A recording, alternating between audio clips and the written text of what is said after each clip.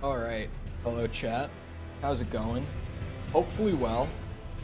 We're back. We're doing more Elden Ring. I added something to the early progression of this build to make it stronger sooner. And like when I do the video eventually, I'm gonna have it written in the pathing as getting it way before I'm gonna be doing it here. But to start the day, I'm gonna quickly go grab a new little thing to kind of boost my damage output. Generally speaking, that's the easy. Anyway, I'm fine, Ozzy. How are you? My voice is a little tired. I was out and about this morning, and while I was in the car, I was screaming, and then I got back here. I've started with my caffeine already, because I got back here afterwards, and I was recording some of the script for the really big video project that I've got going. I just recorded it as much as I could before stream, really. I recorded a chunk of it. Just woke up from an 11-hour sleep. Oh, I'm here. I can fast travel out of here, though. And I have this huge. This grace is immediately, or not immediately, is exactly where I'm going. We're going to Fort Height. There's an ash here that I would like to put on my little thrusting sword. My little musketeer sword. Where's the fort? Is it up on the hill from here? I don't know the spot. I don't know this. Oh yeah, it's up here. Wonder where the others are. It might be one of those days that YouTube is not pushing my noties. It might be one of those days. God. Oh, I'm gonna be fine here. I heard the sound. Oh, what the hell? Okay. I'll move. I'll get out of the way. Don't worry about me. Glintblade is a perfectly fine ash. I had no problem using it the other day. But there's something that will work better. I was like looking through the Ash of Wars. I was like, is there anything that I could do to kind of stay on, I was gonna say on brand, on theme, starting earlier in the game. That would also just be better than using Glintblade. And I found exactly what I was looking for.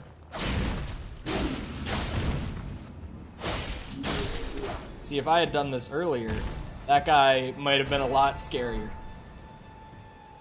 Take all the loot. I don't know why I even grab any of it.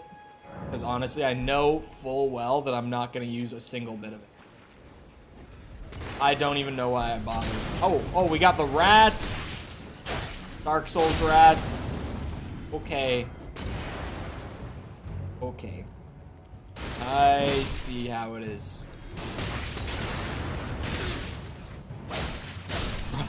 No. Okay, now. Okay. Whoa. Calm down. Oh my god. Okay. I didn't think it would be scary here. Apparently, I was wrong. Why did he have glowy eyes? Oh god, Mikkel's not here to explain either. Something was glowing. I don't know why. How did he die in here? How did this guy...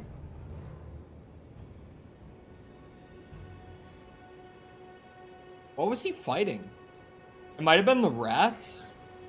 Looks like he got hit like a lot of times really fast. So the rats might have been following him. No Mikkel, no info. I rely on Mikkel for the info. I do. Also, my view count is broken. Just for the record, to have it out there, I'm seeing a big fat 0. Even while Ozzy is chatting. So it's gonna be one of those days where my view count is just broken. That's what we're looking for. And if I remember right, I've got to go and, like, go to the blacksmith or something to actually be able to apply it. I don't remember how to change my ashes out. I wasn't really expecting to change them out this early. But then I was like, surely there's got to be something I could do to make this guy even better. It's good to get that anyway. Okay. Let's go to round table then. Good afternoon, gentlemen. Hello, Smitty. Yeah, I still got a big ol' 0 on my view count, so it's gonna be one of those afternoons where I just don't even bother looking because I know that the count's not gonna be accurate. Let him cook. Let him cook. Let him cook. I'm cooking. Well, where have you been hiding? I took you for dead. This will be It's all the same. a pretty big upgrade, Out your arms then. I think. If I had to guess. Yes, I think. Wait. I can just change it for free? Oh, free? Oh, it brings my dex scaling up to a B. Which will just mean that and I get like a passive blood loss buildup effect on the sword as well, which it did not have before. So in general, in a simple man's terms, it's going to increase my damage from my stat scaling immediately, because it just went up a rating. And also, it's going to give me bleed buildup. And if you know the blood loss in Elden Ring, it's kind of OP, hence why I'm doing another bleed build. Because if you proc bleed, all it does when it actually goes into effect is it just takes a flat 10% of the enemy's total HP. Gone. So just being able to build up blood loss every time I hit them with my sword. Small upgrade. Hold on, I was actually... Yeah, I'll do this now. I was like, there's something else I could do that I just had the wrong... I was saying the other day that the armor I wanted was in the academy here. I was wrong about that. I have to go through the academy anyway to like progress main quests. So I might as well just do it now. What I was thinking of is Caria Manor. That's what I was going to use for people who know their Elden Ring. Oh, whoa. Hello, Stutters. I don't know why it also is saying that it's just now recognizing my controller, but... I mean, shit. Okay, wait. Hold on. I should test out... Yeah, so that takes a little bit of my health, as you can see when I use it. But I pretty much cut my hand and throw the blood at them. It's metal as fuck. Badass.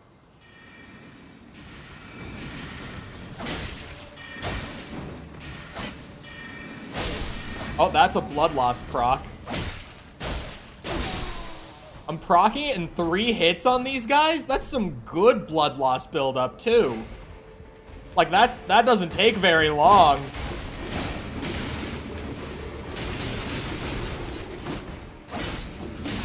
Okay, okay, okay, okay. Wow, wow, wow.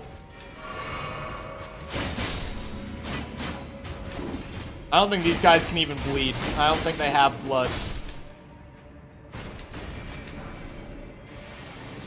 But this boy does.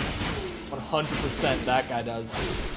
My heavy weirdly gives me less bleed buildup, but it's probably because when you press the heavy, that's one press. It's a doubled attack, so they probably just did it to balance it out. It might have been, people were telling me the other day that blood loss builds got nerfed in the recent patch. That might have been just a small part of that. It could have always been that way. I don't know. I've never used a thrusting sword on my build before. So, oh, God. Okay.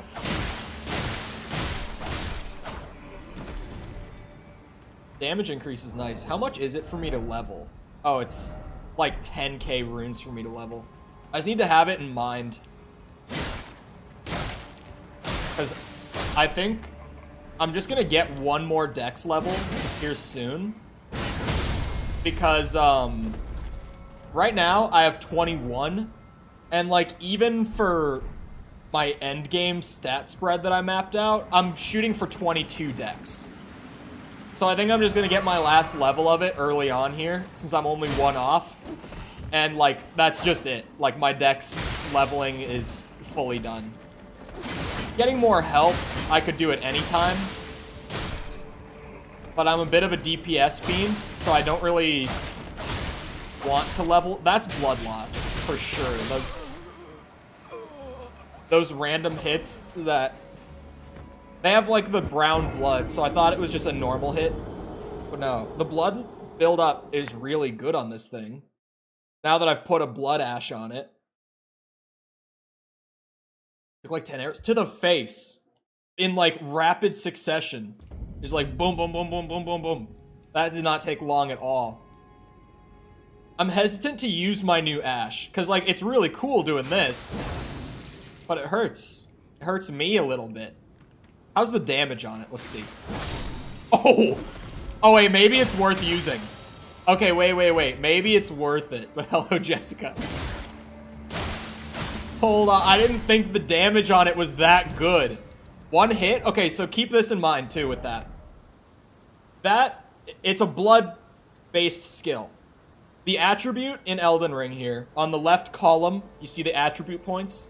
The attribute in this game that scales your blood damage is Arcane. My Arcane is at 10. Super low. Like, on this class, when you start a new character, you get 10 in every single stat, and that's just, like, baseline. That Ash of War, with, like, no damage scaling applied to it, that's just, like, its base damage. And, for reference, by my endgame stat spread, I'm shooting to be at, like, 80 Arcane.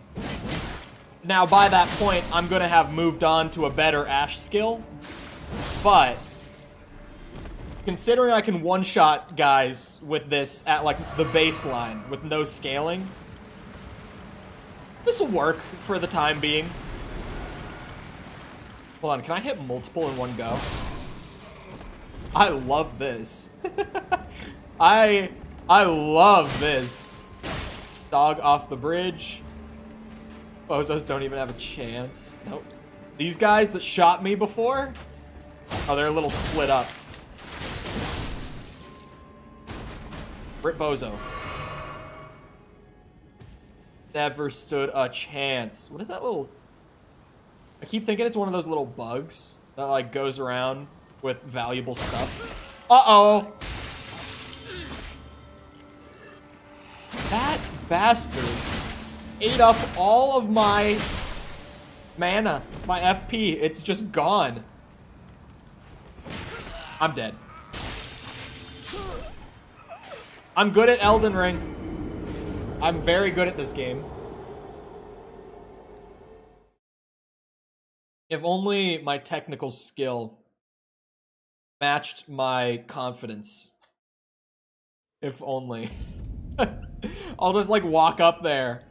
Like, oh yeah, another big guy? What's he gonna do? He's gonna fucking kill me. What else would he do? It's...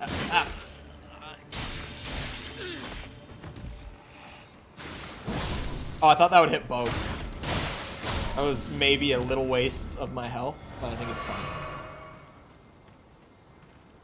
Just finished devouring a chocolate spread sandwich.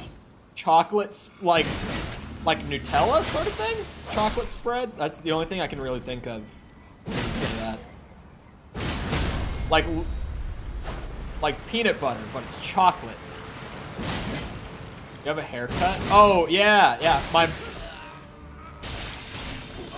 My boy Juan chopped me up.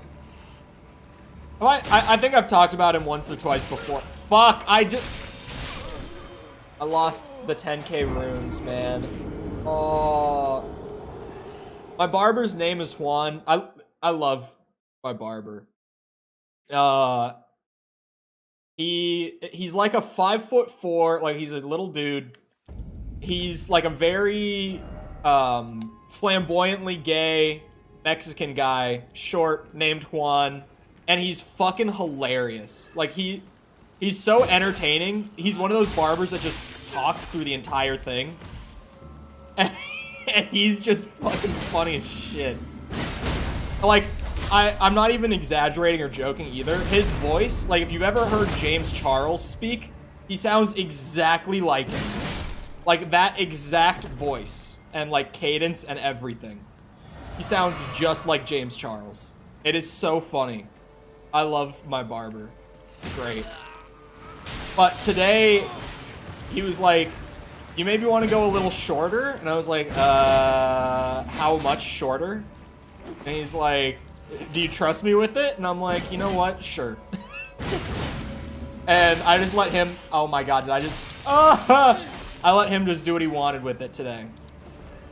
It came out fine. I wouldn't have asked for it this short. But, like, it's not bad. Is he not dead? Oh, I thought he was dead.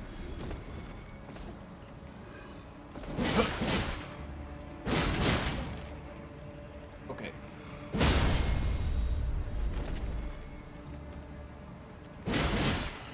Woohoo! There's so many of them.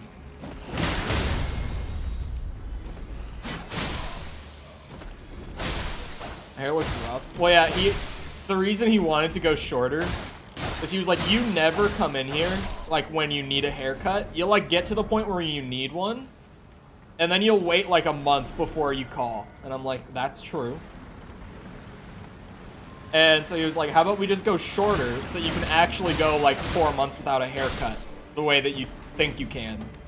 I'm like, all right, we'll do that then. Whoa. Goodbye, dog. That dog is never gonna make it across this bridge.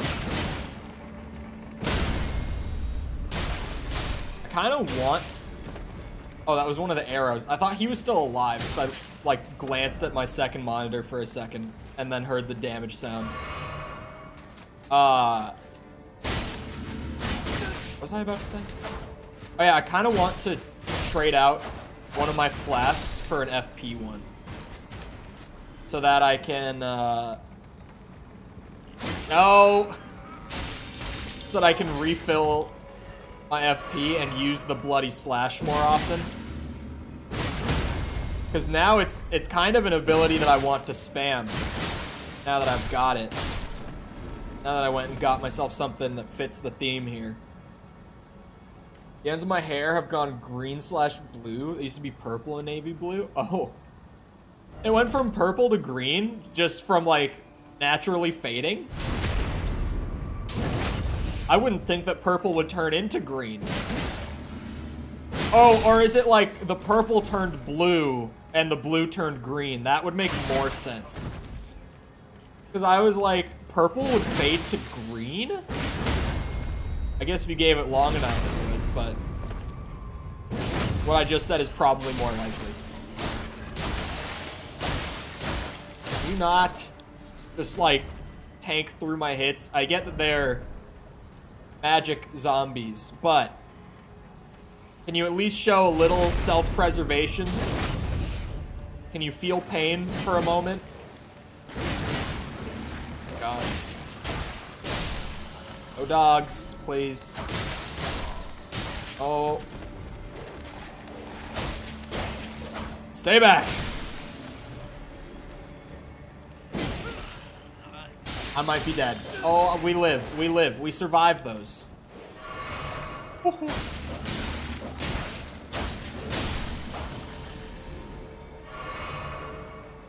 I shouldn't have tried to charge the heavy. Every time I do it when they're just front-facing me, it never works. They'll just grab me before I can get it off.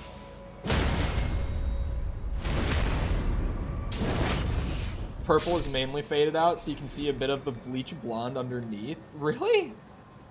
I guess after 6 months, I could, like, I get my hair cut consistently more often than that, even though I let it go longer than I should. I'm probably just underestimating the power of 6 months. Oh, there's an item down here too. I thought I heard a bug this whole time. Turns out I did. Likely another 6. I mean, if it fades out to blonde over time, that's not the worst. My hair always looks so much more blonde right after I get it cut. Because weirdly, my hair like grows in blonde, like at the base, but then as it gets longer, it gets darker. Where I start to get like the mix, like the brown and the blonde together. The further it gets from the scalp, the darker it gets for me. Oh god. I don't like how scary you seem. Okay, yeah, we're gonna have to do... Yeah, this is a... You know, take the opportunities you're given, get a cheeky light attack in, and then dodge. One of those. What the fuck is that? Oh, also, artistic freedom update on the God of War stream yesterday. It did not get demonetized, but it got limited ads. It pulls me in, and honestly, considering that throughout that stream, there were like 10 whole different pairs of titties on screen at different points, I think I got away pretty easy. That they only gave me limited ads rather than straight up, we won't run ads on this. I'll take it. It's a good compromise. I'm building up my portfolio of YouTube shorts, waiting for February to roll around anyway. Because if you don't know, I think I mentioned this at the end of stream yesterday, actually. February 1st is the day that YouTube shorts are getting fully monetized. And the way that the partner team keeps talking about it, in like the emails to us and everything, they keep saying, or they keep making it sound like it's gonna be this crazy difference, and like we should expect to make as much revenue off of shorts views as we do like normal video and stream views. So like, I genuinely, I think as of right now, I have like 5 or 6 shorts that I've made in the last week since I got approved for the shorts monetization. Because you have to sign and get approved for like a whole separate thing than the normal monetization. But I got approved ahead of time since they opened it up. And now I'm just waiting for February 1st, because like, sure, the videos are done. But why would I upload them now and make like a cent off of each one when I could wait and make like full revenue off of each one? So that's what I'm doing. I'm just sitting on all these shorts that I have in a folder, all ready to go, and February 1st they'll just start rolling out like one a day or so probably. I'm kind of excited, but I'm also skeptical because there's no way it's gonna be like as big of a difference as they're making it out to be. I think they're just trying to get people to like, you know, sign on and allow full ads to be run on their shorts. Because obviously, YouTube is like a whole ecosystem, right? Where it's like, my stuff only works and is successful if people watch my stuff. And people only watch my stuff if I make stuff. And YouTube only makes money if there are creators out there making stuff. So it's stuff like, YouTube can't make money without people like me. I can't make money without people like you. It's like a whole ecosystem, right? A whole little mini economy going on. Oh shit. God. Oh, I survive! Oh my god. I was actually going into full, like, rage mode right there, too. I was like, really? That's how I lost, like, my 4K that I dropped at the other guy? I don't know where I am, but we live. But I think YouTube's just trying to get, like, as many creators to sign on and agree for it as possible before it rolls out. Because obviously, the more people like me who sign on for it, the more money they make. So I'm expecting that they're like overhyping it. But it's one of those things where like an extra revenue stream is never all that bad. And I mentioned it yesterday. Like, for me, taking like a clip of something out of like a stream or just like a full recording. Like when I recorded Overwatch with False that one time and I just made it into like 2 or 3 shorts. I don't remember if it was 2 or 3. It was something like that. Like, there was funny clips in that recording, but most of that stream was really chill. So I was like, I'll just take the few funny moments, like really funny moments, and make shorts rather than try to stretch this out to like an 8 or 10 minute video. I hate this area. Fucking hate it. But it's like making a short beginning to end for me with something like that takes like 30, 40 minutes. Not the worst additional revenue stream. But yes, I hate... Sorry, I've been rambling. I hate the NPCs. Just... If you're ever going to do an escort quest or like a follow so-and-so quest or whatever it is, please, for the love of God, just make sure that the NPC's speed matches the players. Because there's nothing more annoying than exactly that.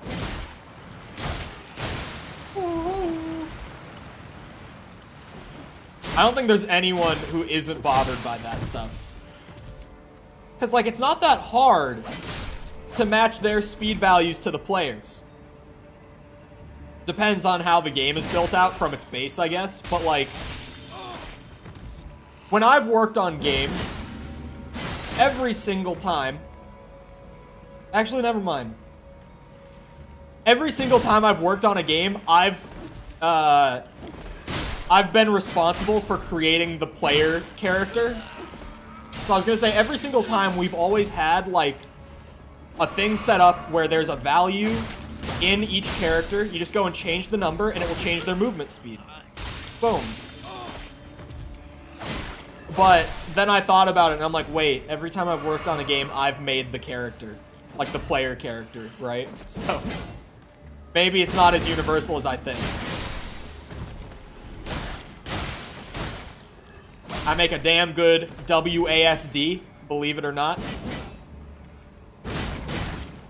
A real good... Okay, chat. Chat, question. This is for mouse and keyboard people, okay? Anyone who has played a game on mouse and keyboard, answer me this. What is the best button for crouch? I need answers. Because when I worked with the team last year on the game and I made the player character and all the keybinds and stuff, now I know there's a secret extra guy down here who's all alone. But welcome, Jacob. By default, when I made the player character, I bound control to crouch. Or, sorry, control to crouch, the left control key. Right? The one in the bottom left corner. And, like, half the guys on the team play-tested the movement and everything, and they were like, yep, this is good. And the other half of the guys were like, why the fuck is crouch bound to control? I was like, what do you mean? They're like, it should be on C. I'm like, it should be on what? Like, yeah, so that I can use my pointer to crouch. I was like... You want to take your index finger off of the movement key, the directional movement keys to crouch. And we're like, yeah, C is like the best, most common button for crouch. Like, you realize that with control, you can use your pinky. And you can have all 3 of your movement keys still covered with your ring, middle, and pointer finger. And crouch as you need to. They're like, yeah, but that's not really a big deal. Like, it's not a big deal. Motherfucker, I play claw on controller games. It's obviously a big deal to always be able to be on the move. Always be ready for anything. Q for quiet. It's a shit post. We actually, this was one of the funnier bits. I secretly... on that game, this is one of those, like, yes, game developers actually do have fun working on their products, believe it or not. despite what many professionals on Twitter might tell you. Professionals in air quotes, I mean like journalists who will be like, game dev is awful. Game devs do have a lot of fun internally. This is one of my funnier things, where we were doing like an arcadey, like horde-based shooter, right? So think like Gears of War horde mode, Call of Duty Zombies, like any kind of survival mode, Halo Firefight, that sort of thing, right? Think like that. We're making one like that. Whole game around that sort of idea. Wait, I'm alive? I thought I was dead. Oh my god. This grab bullshit. But it was one of those things where like some of our level designers wanted to have like spots where you could crouch while you were running away from enemies. And there was a little bit of pushback internally on that, because some of the guys were like, why would I ever want to crouch if I have like a horde of melee enemies running up on me? And it's like, because it slows you down, but if you can get into the space in time and they can't fit in after you, you can get like a shortcut to another area. I was one of the people who supported the idea. I was like, I think that's a good idea. So I put the crouch in, to the dismay of some on the team. But one of the funny things that I snuck in secretly, that I found on like a YouTube tutorial somewhere, and I was like, I have to put that into my game just to fuck with them, was I snuck in keybinds for Q and E to lean left and right. So if you press Q, your guy would go like this, and if you press E, he would go like this. And it took, after I put it in, after I snuck it in, it took like 2 fucking weeks for anyone to find it. And I was starting to get to a point where I was like, no one's gonna figure out that that's even in there. Like, is no one ever going to press the Q or the E keys when they playtest this fucking game? Like, how has no one found this? But eventually someone brought it up. Because someone messaged me on Discord while I was working, because we were in separate rooms. And he messaged me on Discord. And he was like, did you by chance put lean buttons on the fucking player character? And I was like, maybe. And he was just like, why? Why did you do this? That was one of my more fun moments on that game, where I literally put, leaning in just to fuck with them and see how long it would take to be found. I hate when I panic crouch on Xbox. Are you trying to like sprint? Is that why? I was trying to think. I was like, why would you panic crouch? But if you're clicking in the stick, it's because you're trying to sprint away and you crouch instead like this.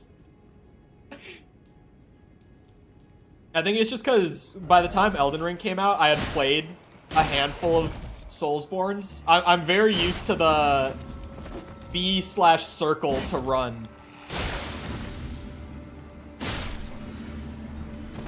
I remember thinking it was a little weird when I first played Demon Souls, though.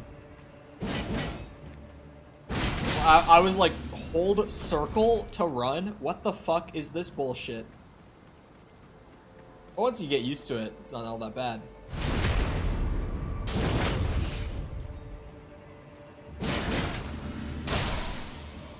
I was about to say maybe I should go get my armor instead up at Caria Manor. Oh, I thought that was an enemy again. But honestly, thinking about it now, I know that if I can't handle the hordes of magic skeletons here, there's no way I can handle the enemies at Caria Manor well. And if Mikkel was here, he would be like, just run past everything. What are you doing? But I'm like, listen, man, I'm level 39 right now. I'm looking to get to level like 150, 160 by the end of by like endgame, right? By the time I'm getting towards like final boss and stuff. These runes don't just fall out of the sky, man. We gotta put in the effort, the dedication. And we gotta be aggressive the whole way through. Oh my god, that bleed proc was so lucky on the guy running up on me. These guys are fine.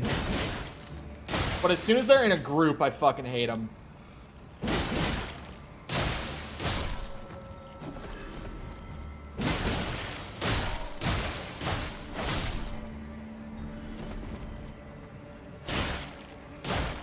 Look at that guy. He's got Guts Sword and he's one-handing it. What a fucking demon. Did you guys see that shit? He was just one-handing that giant sword. He didn't even have anything in his offhand. He was just one-handing for the style points. Which, like, I can do. I don't have any practical reason to just one-hand. Why? Like, two-handing does just get me a little more damage. I almost cried when I realized game beating level is usually 120 minimum. It depends on who you ask, but I would say, I think when I beat the game the first time, I was at about 150. I don't remember exactly where I was, but I would say I was about level 150. It's because the enemies later on will scale to such a degree, right? Where it's not even just that, like, you'll need to be that level to compete, which is maybe true. But, you know, just get good, as they say. It's also, the enemies will start dropping so many runes that you'll kind of naturally level there without feeling like you need to grind or anything. It's not like one of those old school JRPGs where you're gonna have to, like, go out of your way to grind. As long as you don't just run past everything, like people in my chat always tell me to do, you shouldn't have to, like, go out of your way to grind runes. Unless there's, like, a particular reason you want to. Like, the other day I did it because I wanted to get up to 17 dex so that I could use this sword. Like, that's one of those little specific things that will come up. But outside of stuff like that, you normally won't have to, like, go on YouTube and be like, best rune farming spot in Elden Ring.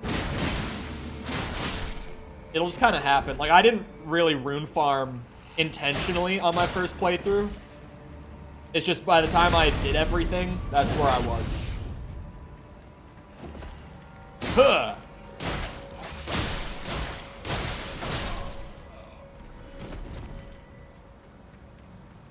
Alright, another big group. These guys can kiss my ass. Do not like fighting them in groups at all.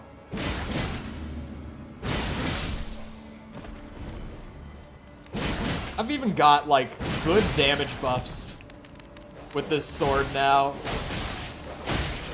I don't have much damage scaling on it, though. It's like the one, like, stat, or attribute scaling. Oh my god!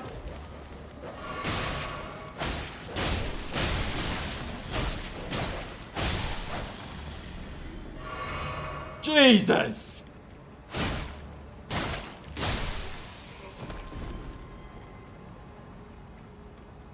At level 37 with a +5 katana, it still took me 5 to 8 times to kill Margit. Oh, hopeless. I was like, you're holes, man? I was confused. But yeah. I mean, my first playthrough, I don't know if I was like that scaled. But Margit is not an easy boss the first go around. If it makes you feel better, you will almost guaranteed have a significantly easier time with Godric, like the next main boss, than I did. There's no way that he'll take you as long as it did for me on this run. Because I had so many things working against me when it came to fighting Godric on this playthrough. And my stubborn ass was like, yeah, I'll just fight him. Okay, maybe... Hear me out. Maybe I run away. Hear me out on this one. Let's see. I couldn't afford a rune level if I wanted to. Oh my god! He's running after me. You know what? Fine. I challenge thee. Okay. I got a little greedy right away. Couldn't really afford to do that. That went well. That went well.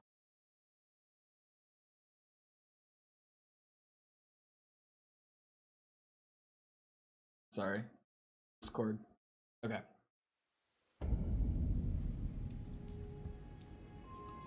Yep. This is a great area. Oh, I have to go back there to... See, why did I do that? See, now why did I do that?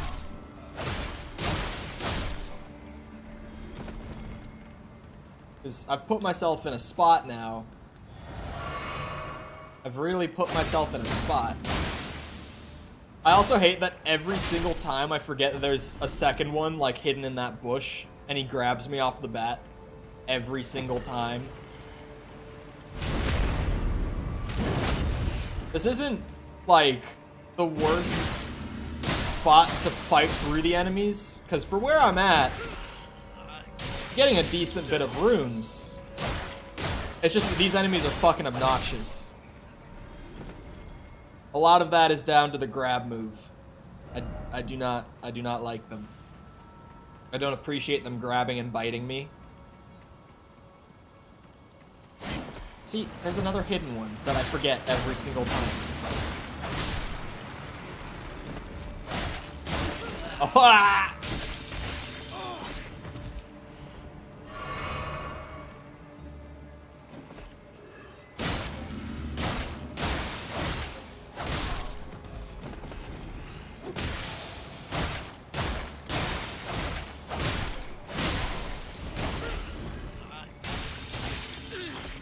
No.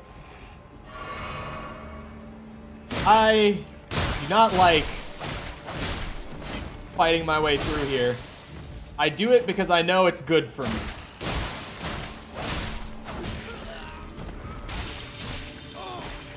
I could run past all of them, but runes are helpful. Getting more damage scaling on my sword, specifically, is helpful. What's my arcane scaling on it? It's D. I was gonna say, but the ash itself will scale more than that. But then I realized in some situations, such as the one I may or may not be in right now, sometimes I'm not even getting many chances to use my ash before my FP is just drained. He's gonna ruin me. I really don't think he's gonna be that bad for you. Because my first playthrough, Margit, took a little while. Godric was like a third try though. Godric, if you have gear that is competitive with him, which you at this point kind of already do, he's not that bad. But I was like 15 vigor with a club and my banana hammock trying to just get through it. And, you know, it worked. I could dodge him well enough that if I had your kind of gear, it would have been a breeze. But because I had to have that fight last so long, since I did no damage to him, and had no defense, it didn't go quite as well. Elden Ring might have some skill to it, but Elden Ring, in my opinion, is also a game where gear is king, stats, I guess stats are king would be the better way to put it. So it's like, sure, I knew how to fight Godric for the most part. I'm not very good at Elden Ring, but I'm okay at it.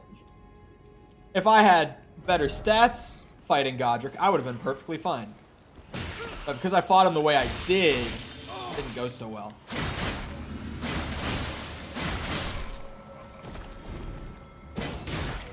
That's right.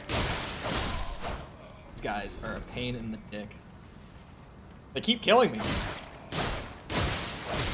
They just keep doing it. Oh wait, no, he's on the other side. I was like, what if I sneak around behind this one?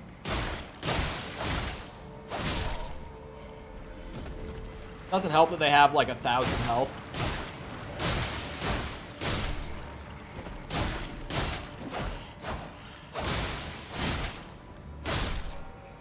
I don't know.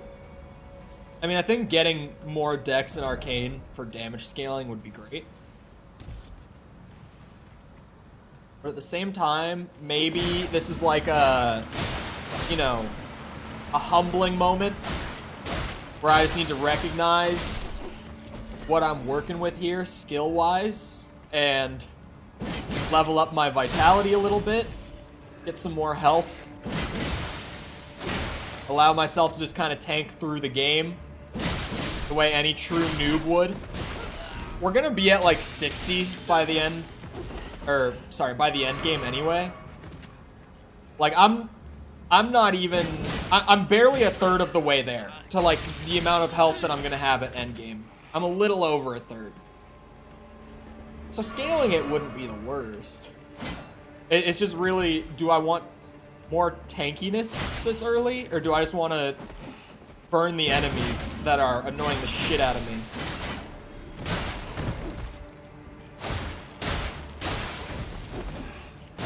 Ah, for...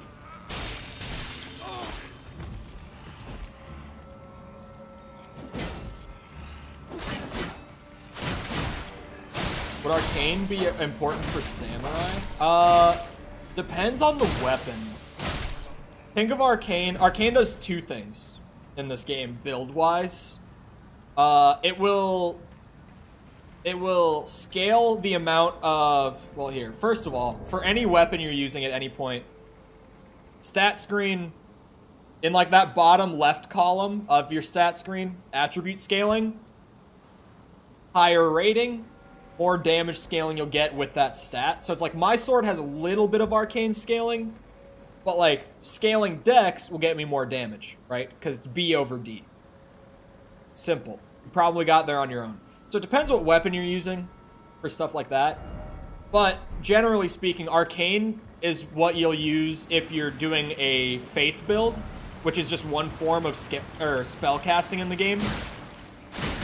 Or in my case, if you're doing like a bleed-based build, because it'll scale like your blood loss and the damage you, or sorry, if you have like a blood Ash of War, it'll scale the effectiveness of that.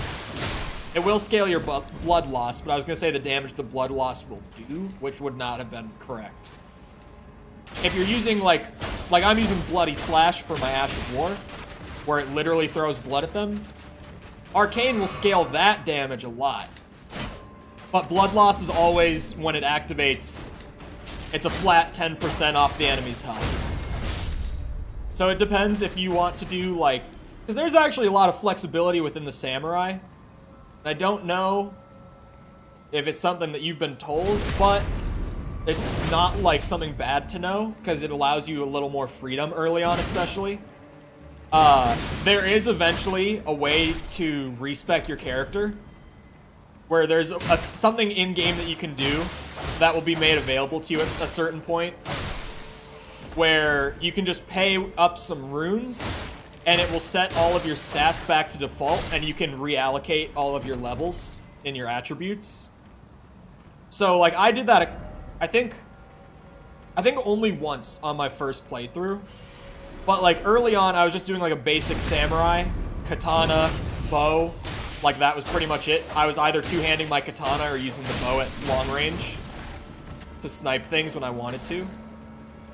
But, like, I did a magic-based samurai build for a while, which was really fun, because I found a certain weapon that used magic and scaled with it, with intelligence. Specifically. So I was doing like a half spell casting, half samurai build for a lot of my playthrough. But then late game, I found a katana with really good like blood loss stuff on it. A bit of a notorious one that you've probably seen people reprimand me for using, because it's very strong. It's called Rivers of Blood. And when I found that, and I was like, a blood-based katana sounds really fucking cool. I want to use that. I did the respec thing and took like all of my points out of intelligence and put them into arcane instead. So like, really just play around with different stuff as you feel like it. Because at a certain point, know that at least early on, it's going to be a little more like you'll be locked into what you do. Up until you're a little bit further into the progression than I am right now. Like actual location-wise and stuff. But once you get past pretty much the section that I'm in right now, you have a lot more freedom with it. So you can play around with it a lot. Vigor, endurance, strength, and dexterity. Yeah, that's fine. Like, that's kind of what I was doing early on. Like the kind of more basic standard samurai approach. It's pretty much exactly what I was doing early on. Whoa. Do you bleed, sir? It's just good to know. Do you bleed?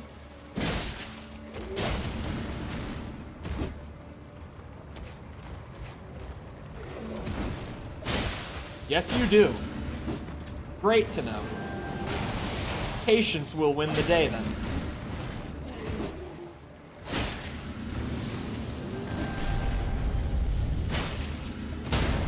Oh! That would have killed me, for sure, if he hit me. Only 647 for killing him? That's bullshit. That is bullshit. You gotta be kidding. Wow. Only 600 runes for that guy. If all those zombies are 100, you're telling me he's only worth 600? Come on now. Oh, there was an item down there. A curiosity. I need to know what that item was. At least big guy was susceptible to blood loss. That made it a lot easier for me to just poke him and run away. And know that I would kill him regardless. Oh, hello, there's two of you. Did I just hit his dead body for the third, like, attack in the string? And it gave me my... what's it called? Winged Sword Insignia thing? My increased damage for combo attacks. Oh! Race.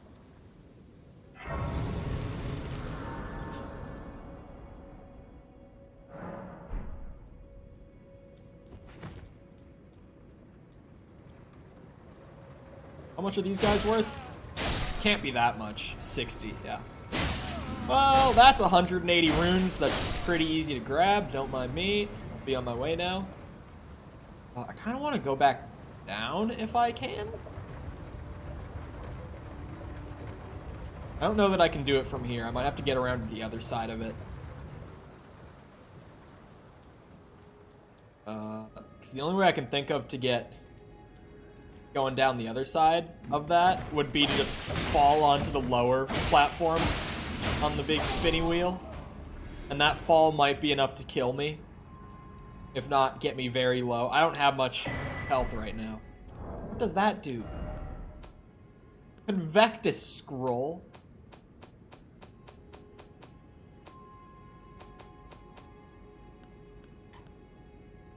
Oh, it's one of those things that you give to, like, spell vendors, essentially. Hello, princess. How's it going? Just keep... Oh, I hated these bitches. Now I can blood loss them, though. Yeah, I don't think I had a build that was this strong the first time I came through here. Last playthrough. I don't think I was quite putting out this kind of damage. This was what I hated. It wasn't those guys. It was these guys. Oh, I thought that would breach you. That was a big stutter. Oh, fuck. Wait, the pot woke up. The pot is an enemy, of course. Of course the pot hates me.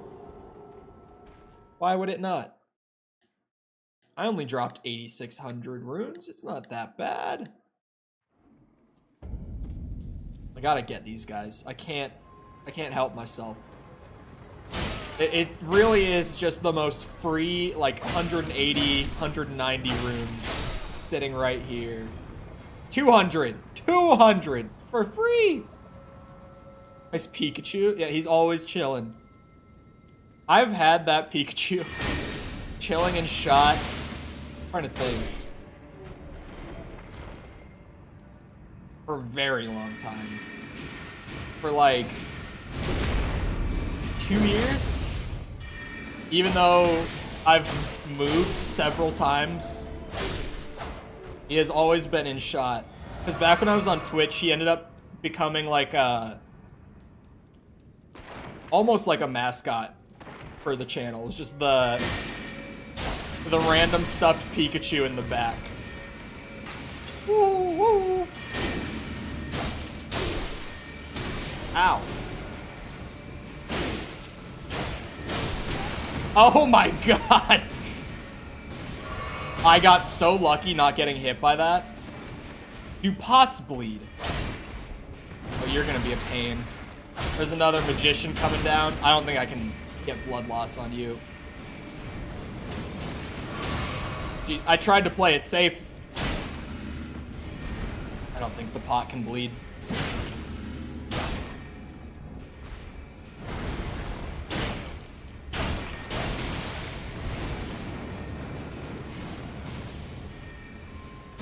Oh, for fuck.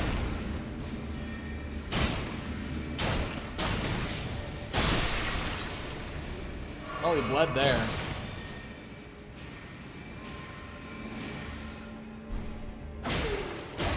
Raw meat dumpling. What the fuck? Why are some of FromSoft's, like, text prompt things like that so weirdly worded? I'm gonna go and get my last dex level. I just want to have my dex scaling done for the playthrough.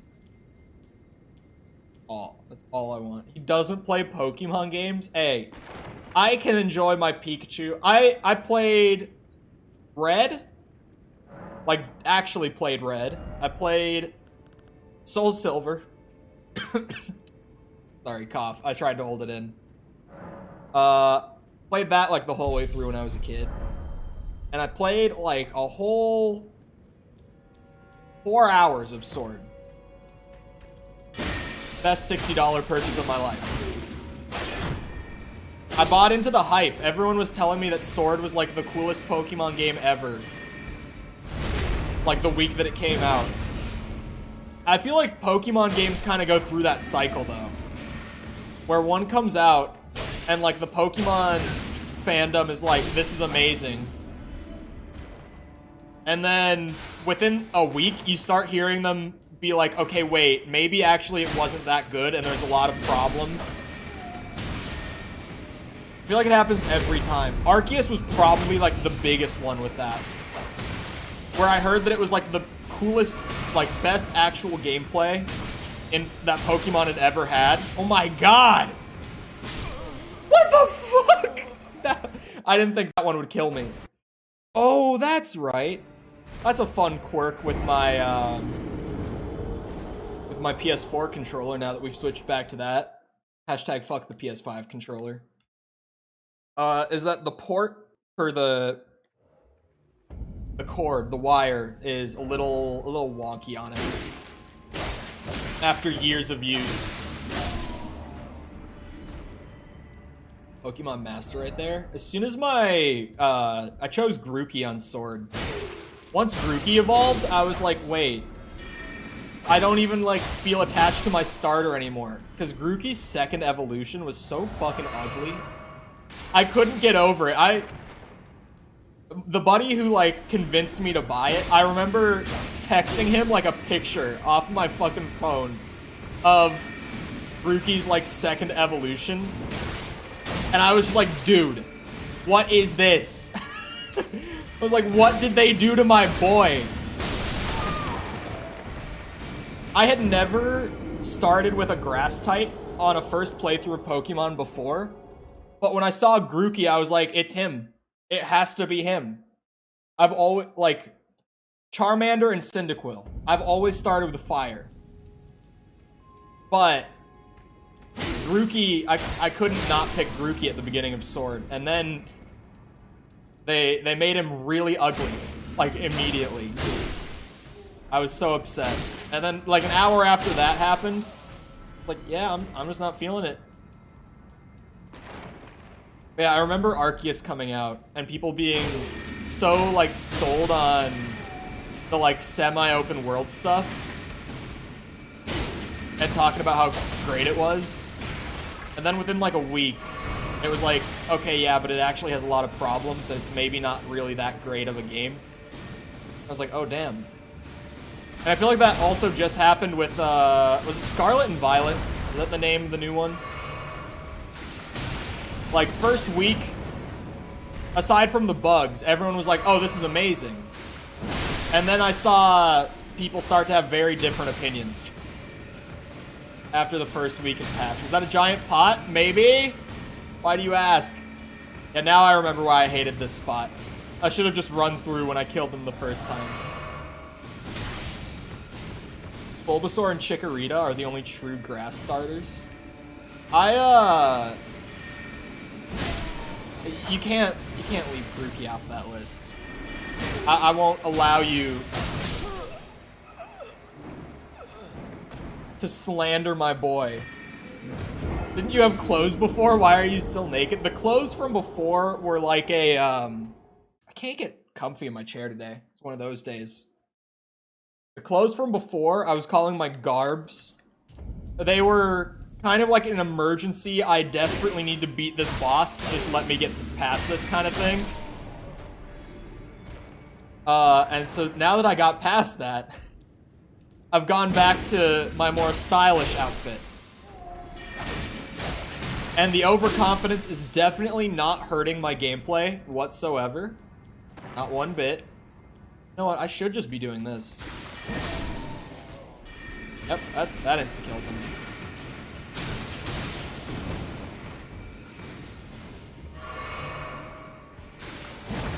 Oh, just out of reach. No!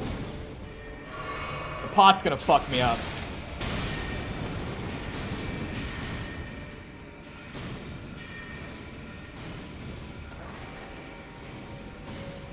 God damn it. I hate this checkpoint, man.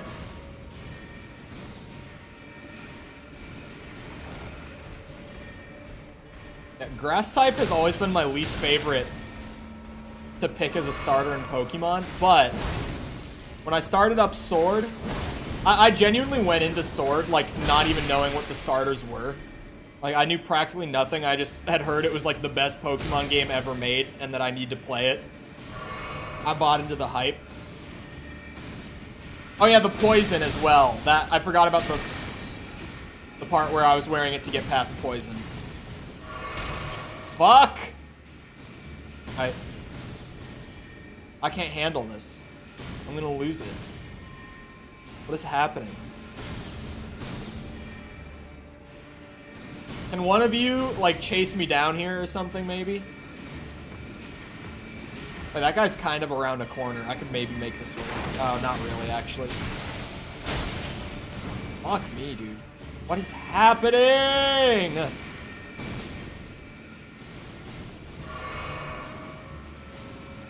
Like, I could just run past them. But that goes against my moral code in these games. My everything must die mindset in any game that I've ever put my hands on.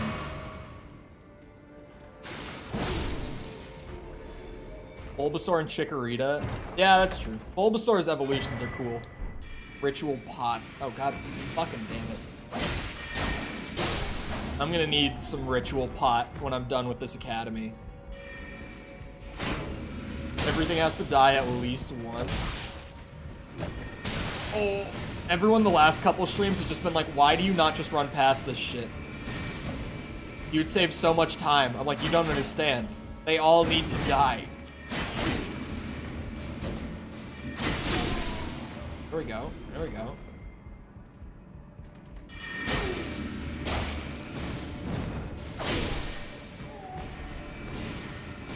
Thank God I put blood on this when I did.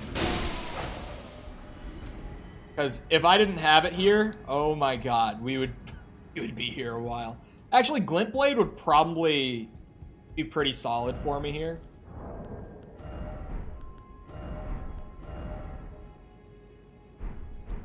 I know what that is. I know what this door is. I didn't realize that I was here until just now, that I was like right here, I mean. I'm not gonna go in there and be able to do it no hit. Been too long. So, this time, I will run past everything. Just this once. Likely to return after doing some work. Alright, Jessica, we'll see you in a bit. Except for this guy. This guy deserves it. He actually used the shield. First time I've seen that one. Now I run past. These two are fine. These two are safe enough. What's behind curtain number 1? I know exactly what's behind curtain number 1. The dog.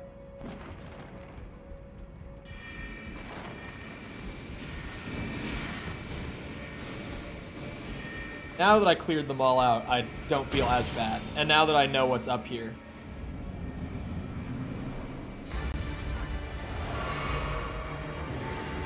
Hello. I don't remember how to fight you, so this is gonna be trial by fire again.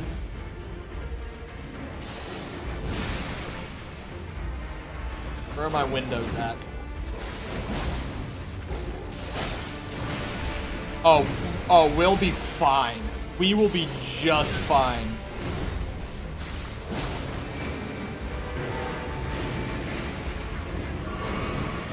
Oh, ouch.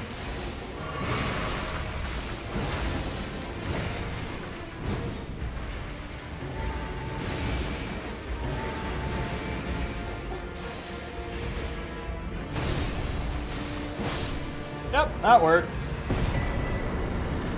That wasn't as bad as I thought.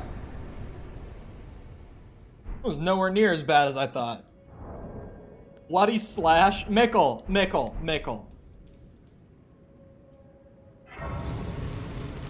How did I not think to grab Bloody Slash before? Because what was that? Keep in mind, 10 arcane. I'm not even damage scaling it yet.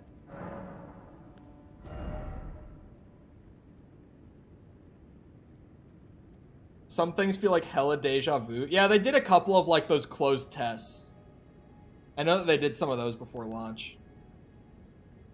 There ain't no way you got Bloody Slash. I was like, well, Glint Blade is fine.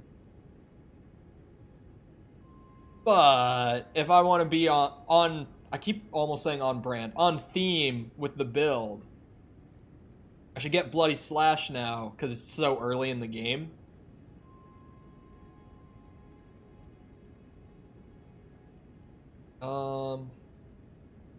Yeah. We start the arcane scaling. Congrats on running another bleed build. Hey man, as soon as it's not great, I'll stop running it.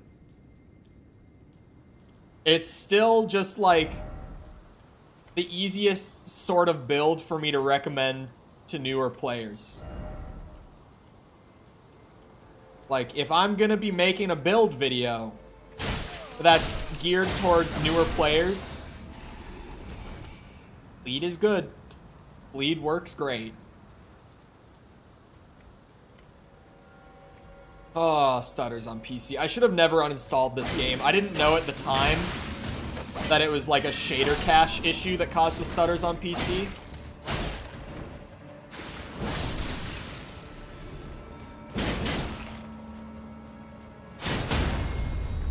Wait, can you crit these guys? No, you can't. I was like, what? The new build. This is at least a more creative setup than the last one. Then just two-hand Rivers of Blood and you'll be fine. It's at least better than that, right? Come on now. You gotta give me that much. Oh, ow, ow. I didn't know those two were gonna be up there. Is it though? Is it really? Doing a little, ow! Little fancy boy build.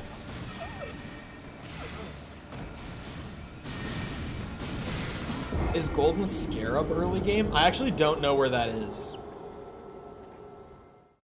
Try to do mage because I always go strength. I'm trying to think. My first playthrough of Demon Souls, I did like a dex and intelligence like mix. Because I didn't really know what I was doing.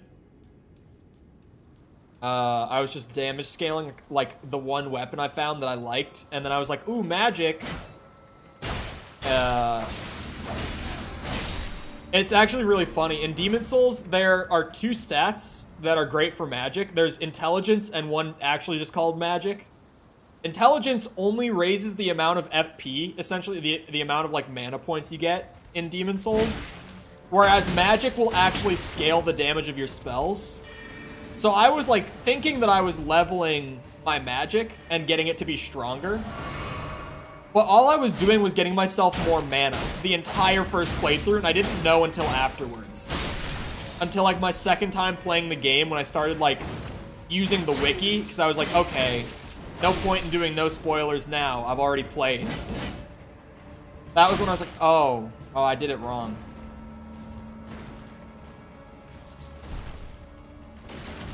I found Moonveil, and well, yeah, I was just talking about my first time through. Started out as a normal samurai, first time through Elden Ring.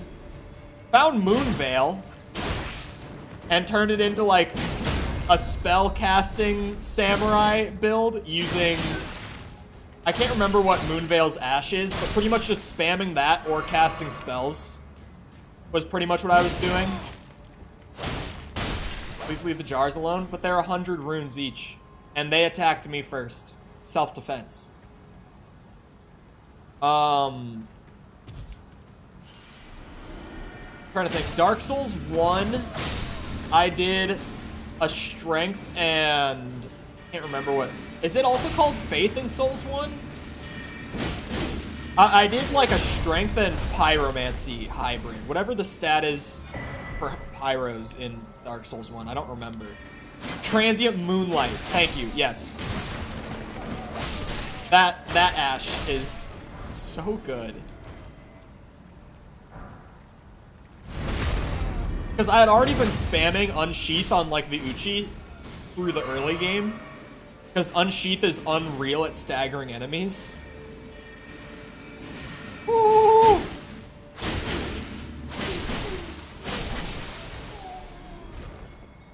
I'm on my first run. I know it's in the game from streams. Hopefully you're having a good time. Moonveil makes it easy to have a good time. I loved Moonveil when I found it. People in chat were like, well, he's doing the broken build. And I'm like, yep. Little did they know that late game I would find a certain other katana that maybe possibly was also bleed based that I would also fall in love with very quickly.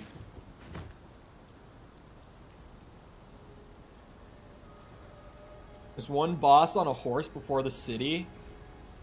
Is that before Lane-Dell? Is that what you're talking about? That city?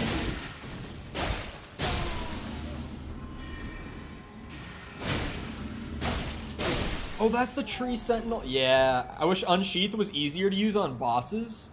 It's kind of just about finding like those little windows where you can dodge near them and then set it up and pull it off like within a reasonable amount of time. Because I remember Unsheath being like, the way that I killed Margit the first time was I just started like waiting for Unsheath windows and just taking them whenever I got them. And then every like 2 or 3 times I would use it, he would stun and we would do a little critical.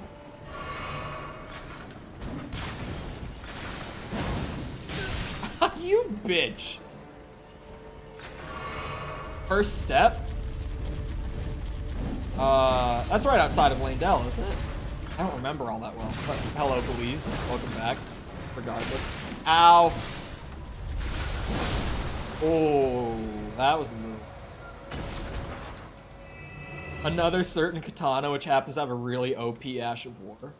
I love that Samurai is, like, the most common first class that people go with, and also has some of the most OP weapons, just because, like, you don't have to be a samurai to use katanas, but when you start out the game using a katana, you get used to that base moveset, and then you find Moonveil, and it's like, oh, this is pretty fucking good. And then really late game, you find Rivers of Blood, and you're like, oh. You just made Rivers of Blood at home? This isn't Rivers of Blood at home. It would be crazy, though. I don't think you can make a better bleed build than Rivers of Blood. At least from my experience on that playthrough, it's like there's no way that there is a stronger bleed setup than just scaling the fuck out of Rivers of Blood and spamming Corpse Piler everywhere. Maybe there is, but there's no way there is. There's no way. Realistically, I can't imagine that there would be something stronger than that bleed-wise. Lord of Blood's... Oh, I've seen clips of people using that, actually. I saw like a TikTok of someone doing, like... They said, like, best beginner builds for each stat.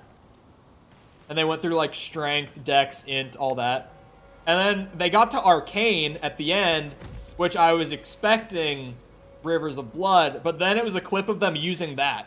Like, using his, like, poking the sky ability. And I was like, wait, what the hell? Like, I recognized what it was, but I just never got that spear the first time. Spear hard counters Melania? Really? Maybe it is the best Arcane setup then. Because I watched that and I was like, okay, that's an opinion. Sure. It seems fun. I think with 2 I can get another flask, if I'm right. I don't remember if I needed 2 or 3 right now.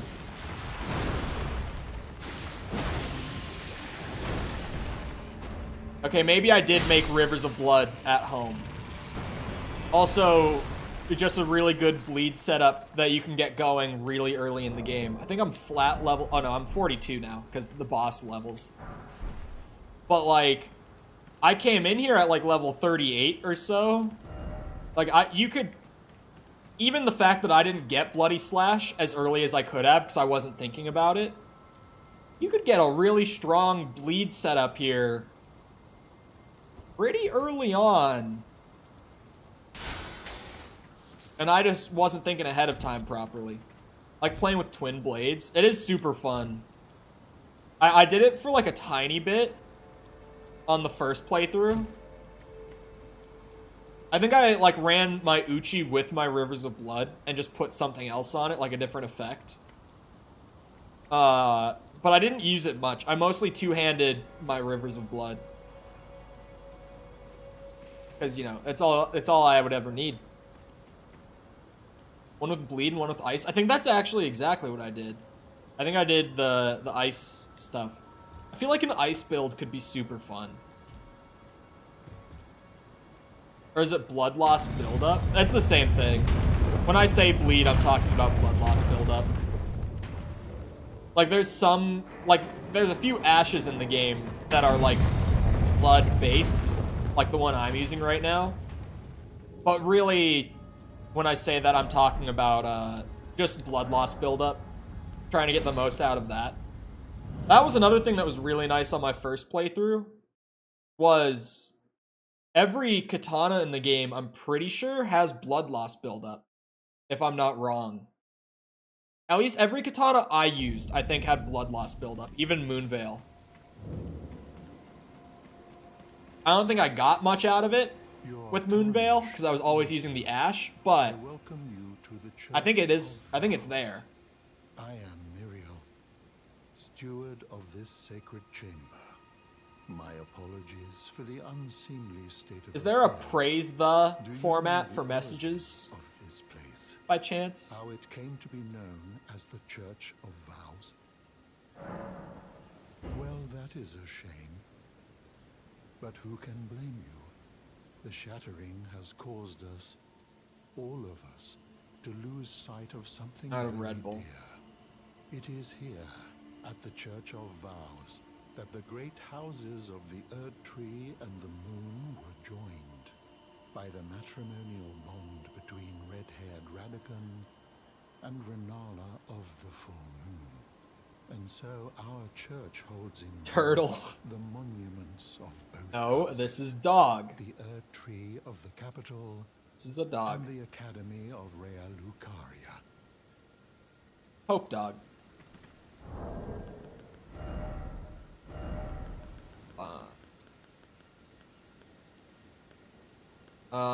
Oh, yep, praise the... Found it. But it's in enemies, isn't it? Dog. Praise the dog. Yep. There we go. Why are all of my messages dog related? There's a bit of a pattern here. Just like Cole for real.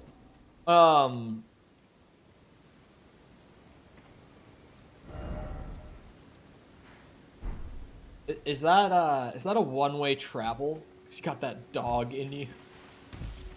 I had a friend say that to me the other day, and I was like, please, never, never repeat that to me again.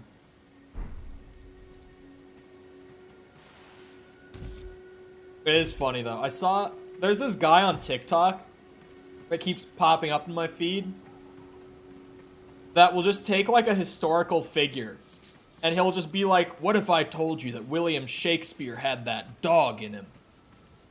And he'll just like list off a bunch of like Shakespeare's Sigma alpha male activities from back in the day, and then it will loop.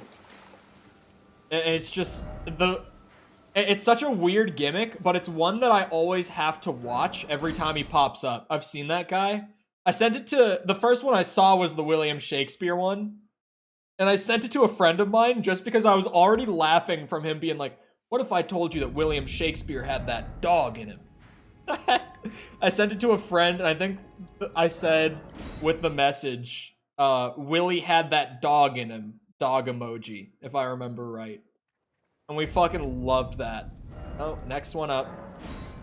I don't know what all of these are. I don't know which one to travel to. I'm just trial and erroring all of the grace sites inside the academy. Yeah, I like that one. William Shakespeare did in fact have that dog in him. His portfolio of Sigma activities was pretty strong, I have to say. God, stuttering. Got a poison katana? Wait, that sounds really fun. A poison katana. Mickle. Mickle, I need info. What do you got for me on poison katanas?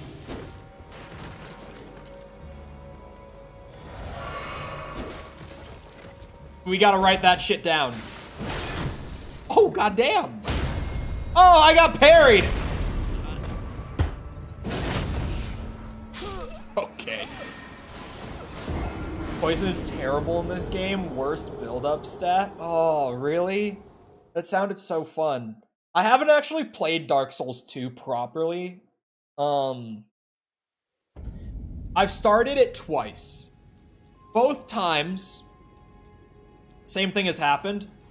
I'll play through the first area. Is it called like Forest of Giants or something like that? I'll play through that area, like kill the boss, and then you know, take a break, like go do something else. And then I just won't go back. Like, I just never feel the urge to return, sort of thing. I also bought it bundled with Dark Souls 1 when I was first getting into the Soulsborns. So, like, I don't even feel all that bad, because I also got them on sale, so I got them bundled for like 20 bucks. And I've gotten like 3 full playthroughs out of Souls 1 at this point. So I don't even feel bad about like the money spent or anything. Just like, well, you know, it mostly worked out. Oh. Oh, you can't heal. No, no healing allowed. Stop that. My boy never stood a chance. He was just trying to heal. Can't wait for Cole to waste an hour on this guy as I'm doing that shit. A poorly timed message if I've ever seen one. He dropped a cool shield though. Yeah, stat deficiency. It's an intelligence shield. That's the stat deficiency? Is intelligence on a shield? I'm not going to be using intelligence at all, so... Oh, also hello, Mr. Fire. I don't think I said it. Hello. No skill issue. He was just better. Just because he had the skill doesn't mean that my skill is an issue. That guy's probably seeing me right now. Like, he's fully dripped out coming up to here. And then he's seeing my ass, literally. The only shield in the game that scales with intelligence? What? Shield make brain go burr. I do want to have a shield in my offhand with this build. My toes are clipping into the carpet.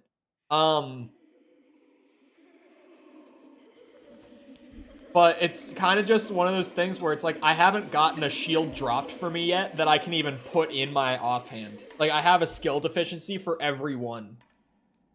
I think I'm probably just going to need to get, like, a small shield, because I keep getting medium shields. Hush, little Calva. Your half-naked ass pulling up to a knight and you just start cutting yourself, literally. I'll soon birth thee anew, a sweeting, fresh and pure.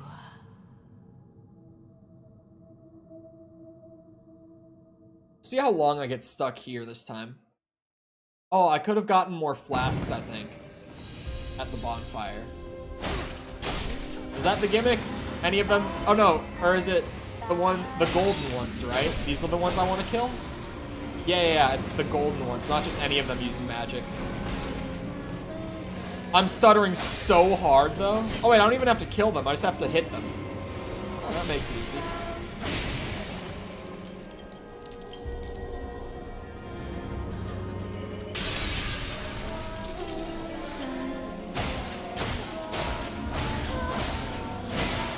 Oh.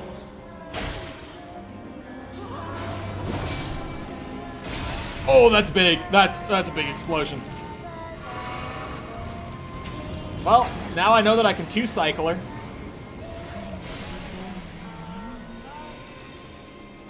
See how much good understanding the game and your own build can do. Remember the first time I got here? It didn't go so well.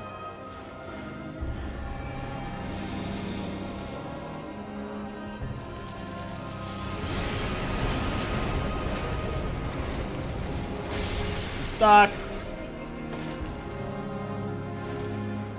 Actually did a quarter of her HP with one slash.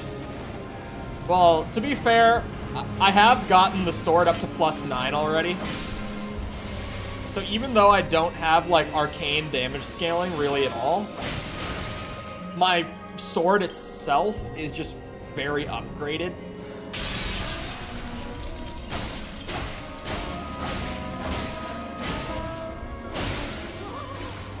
Plus, winged sword insignia coming in clutch there as well, getting a little extra damage boost. Which, from what I've seen, I think it's like a 10% boost to your damage when you have winged sword insignia on. That seems to be about right, at least. Like, it's not a massive buff, but it's pretty good. My beloved, have no fear. I will hold thee. Patience. 2 cycle is huge. He will be countless born forever. Just gonna spam bloody slash second phase for the GGs. I am wondering if that would be the best approach or not. But honestly, it probably is. Still Upon my don't know where that damn mine is to get the bearing for Smithstone 2. It's one of the ones that I did on stream, so I can look back. Shall not be disturbed by thee. Because I got the bearing. Foul trespasser. It was the boss in one of those mines that dropped it. And wide.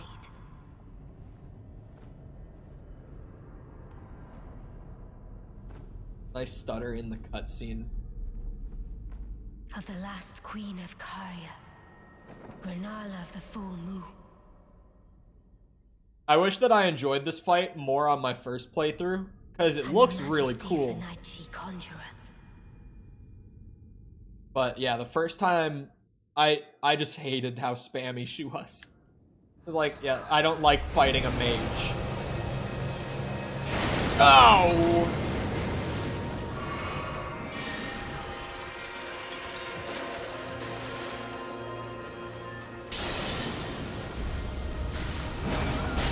Oh my god, it one-shot me!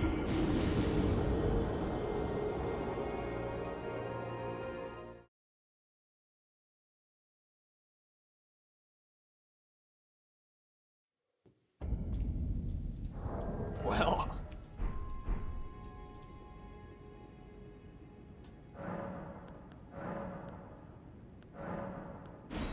I can't get another. There we go. Not gonna help with that problem, but hey. At least the first half of that fight is stupidly easy with my setup already. So far, not a build that I'm gonna have any problems recommending to new players. Because if, like, sure I have a understanding of bleed for my first time through the game, but bleed is not a hard playstyle to figure out by any means. Once you've played with it for like an hour, you kind of get it. This is definitely a good, like, first-time player build. This might end up... Depends how it scales with endgame, though. Because, like, early games so far, it's like, yeah, once you get the sword, and once you get, like, bloody slash, or just some sort of bleed build-up on it, it's like easy mode for early game. You scripted to always do Comet Azure from the start. You have enough time to literally just run up and hit her. Oh. To know. Very good to know.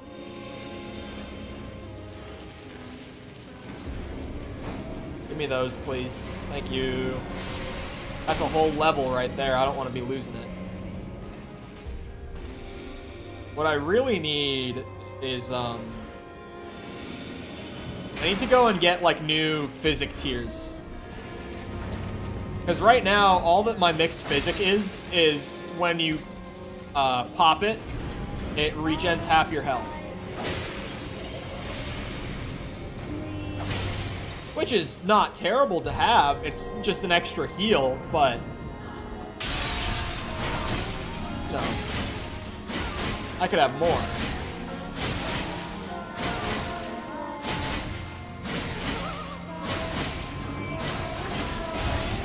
Worth it. Completely worth it. I didn't even need to use the slash, man. Is this new? The glasses? Well, this pair of glasses is new. Chat? Are we gonna talk about it? Fell off. But, that was kind of awesome. A little bit. Bitch. That hurt. Renala, that hurt. The glasses are not fake. This is my new prescription. I just got...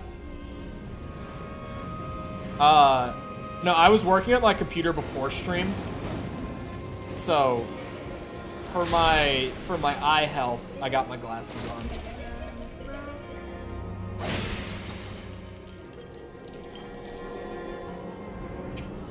My streamer.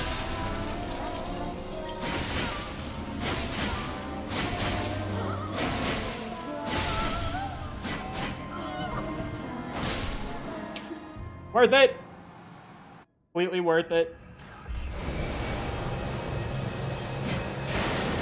Oh yeah. Wow. Oh, does she always do the moon too? I definitely should just use Bloody Slash there though.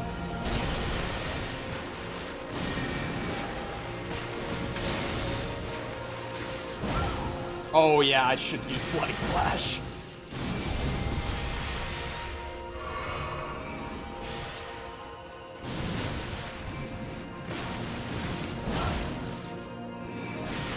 Yeah, I only have enough time to get one in.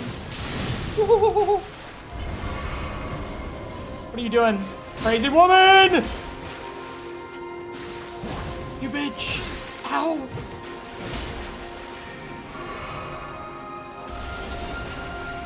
Oh, he's gone. Moon. Fate lieth under my moon. You just hit that child out of spite? Of course I did. But Moon not being scripted is good. Moon scares me. A lot of her spells scare me. I don't have the vigor for this fight that I definitely should. I might have focused a little much on just damage scaling. I was like, yeah, 20.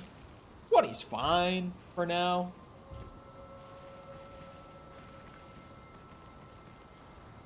The middle of January, why is it 60? It's 22 here. It's a lot warmer today than it has been recently. We've been going through it. It was still really icy when I was out this morning going to see Juan. Still really icy out on the roads. It was a little spooky. Because, like, I grew up here. I've been driving in the snow and the ice as long as I've been driving. But I also went and lived in Florida for 2 years, right? So, should go without saying, I went 2 years without driving in the snow and ice. Does he have a jelly shield? Chat, where do I get it? Where do I get jelly?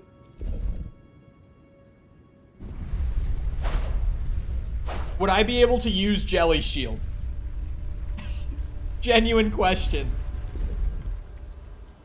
Probably not. It looked like he was an intelligence build.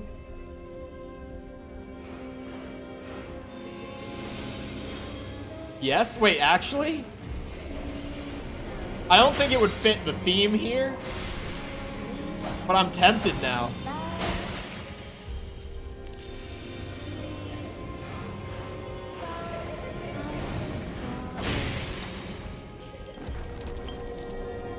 What happens if I just spam slash here?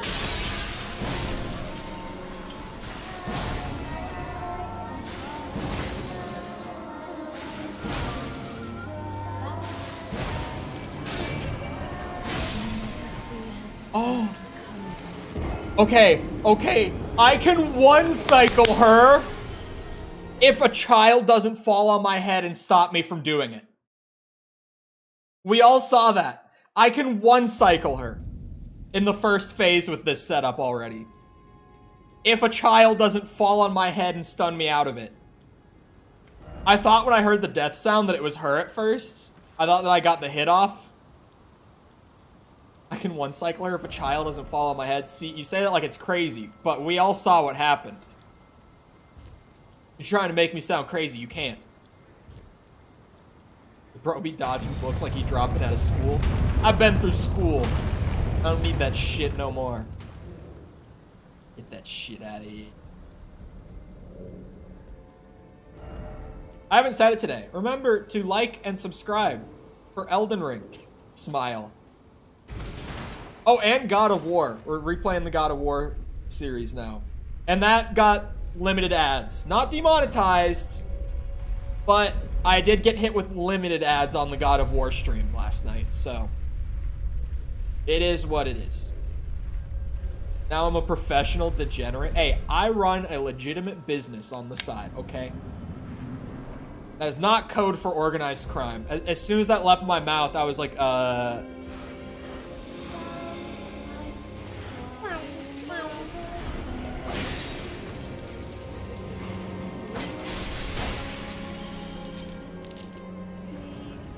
fastest phase 1 Renala.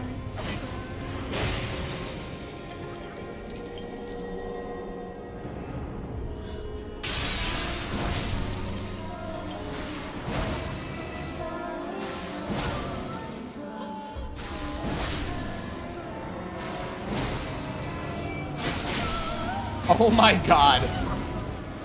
And it's as beautiful as I had thought it would be. I worked so hard on that and it got censored. I'm starting to think it's intentional. What did you say now? Hello, false.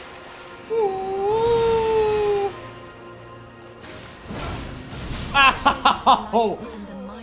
Fuck, man. I'm so... Why did I put myself in a spot like this? How did I get here? I don't want to get one shot through that whole fight, man. Maybe because it was all caps? All caps shouldn't be that bad. Is there something else that YouTube might have flagged? Possibly. Saying. YouTube flags some random stuff sometimes. So you gotta think a little outside the box. Chat, does January have 31 days? Unless your last name is a slur. It doesn't happen to be. To mine, well, I actually know what my last name means, so it's not. Aha! Get me out. Nope. Nope.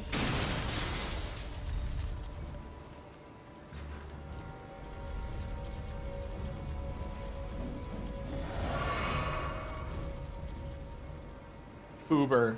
31 days. Fuck, man. That means that we're like 3 weeks out from monetized shorts. I want it. And I'm gonna be up the partner team's ass if the money is not as good as they keep making me think it is. They've gotten my hopes up so much. Where I'm like, you know what? Maybe making shorts will be worth it. I don't know. I know what TikTok pays. I know firsthand what YouTube Shorts currently make. Don't remind me. You got 3 weeks. Get on that shit. YouTube stream tonight. It is Thursday, right? It is Thursday. Yeah, it's Thursday.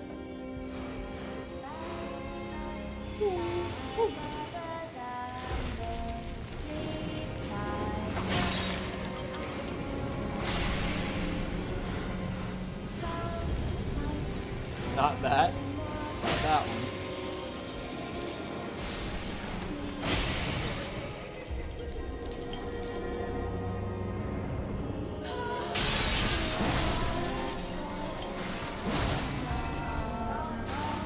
This is so powerful. Even though it drains my whole health bar. Spamming it like that. It's worth it. I don't think I'll get 2,000. Are you 2,000 short? I would have thought you were closer than that. No, that maybe sounded worse than I thought. Well, as soon as it left my mouth, I'm like, wait, I didn't mean it like that. I just mean like, I had thought with like how active your chat is and everything that you would have been further along. Bitch! If shorts counted, I'd be way past it. Well, it makes sense that shorts don't count. Like, I'm mixed on that one. That's one of those things where I'm like, yeah, I see both sides of this one. Or like, it would be nice for people who do put out a lot of shorts if they counted. Oh, go fuck yourself. Seriously, FromSoft. What the hell?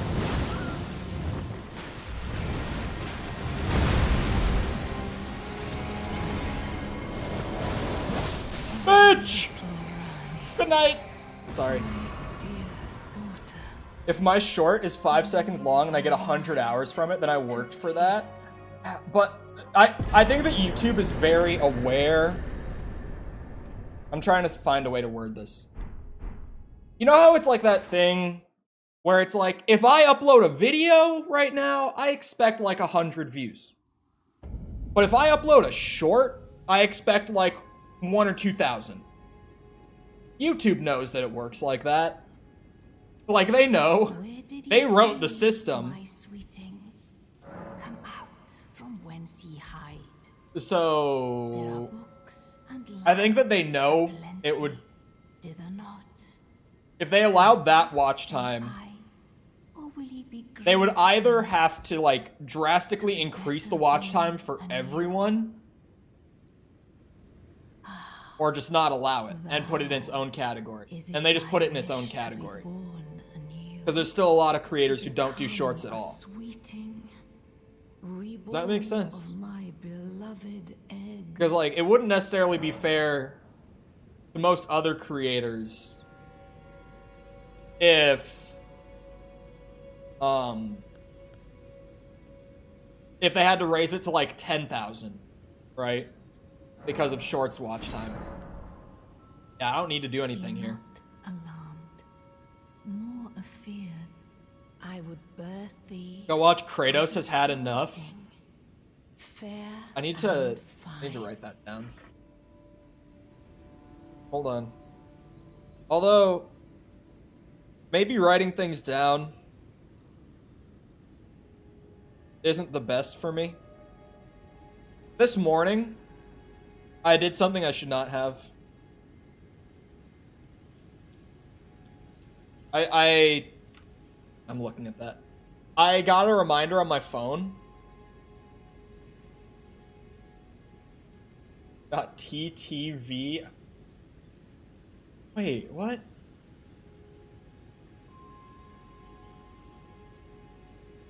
I don't know what that would. Yeah, I have no idea why YouTube blocked that, actually. Like, normally I'm pretty good at spotting it at this point. But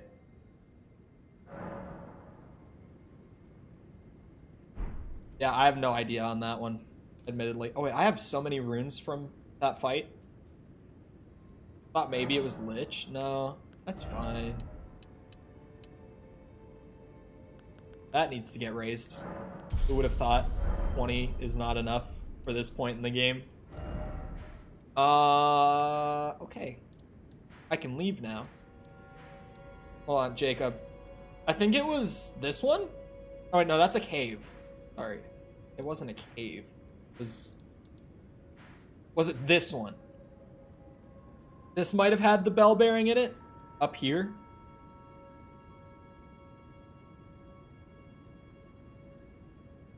You making a Twitch joke? Censored. Yeah, I don't know. That one I genuinely can't figure out. Like I said, normally I can get there, but oh shit, yeah. This morning, I set a reminder as I went to sleep last night. Because I put something off yesterday, because I didn't want to do it last night. And then I woke up this morning, and I had set it as a reminder for like 5:05 or something like that, like a little after 5. And it popped up. I was like, yeah, I'm not doing that shit. I didn't do it again. So, name of the campsite? Rhea Lucaria Crystal Tunnel. But unless you did like the shortcut around the castle to get to the lake sooner. Like, if you're doing the normal progression, you'd have to get through the castle first. When I said this was my week to be productive... False, is this a pattern by chance? Just asking for a friend.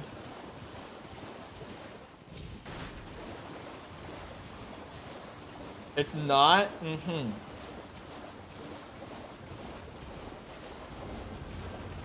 Mm-hmm. I believe you. What's the shortcut? Don't worry about it. Go through the castle. Do it the way we all did it the first time, Jacob. Go fight the guy with the dragon hand. Do it.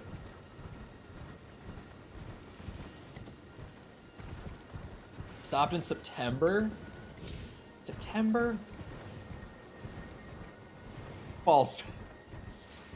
I don't want to be that guy. I don't want to be that guy. But if it's been like 5 months, I would say it might be a pattern now. I blame seasonal depression. Fair. Wait, where the fuck did he go? Almost deleted everything this week. I saw it. I've never come close to deleting everything. But I have weeks where I'm like, this is it. Job applications going out. It's over. It's done. I'm through. I have those weeks. I've never come close to deleting my shit though.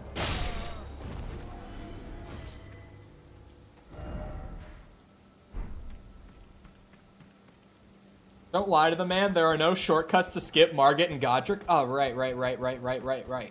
No. There's nothing.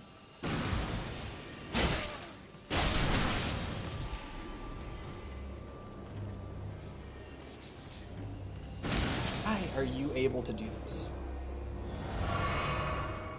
Yeah, I also saw that you've done it before. It's crazy.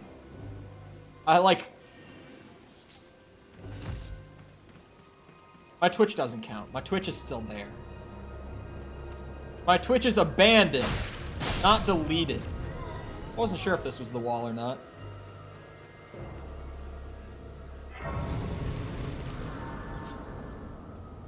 So over dramatic. You by chance have anxiety? Because I get that from my anxiety. Just you, Mickle.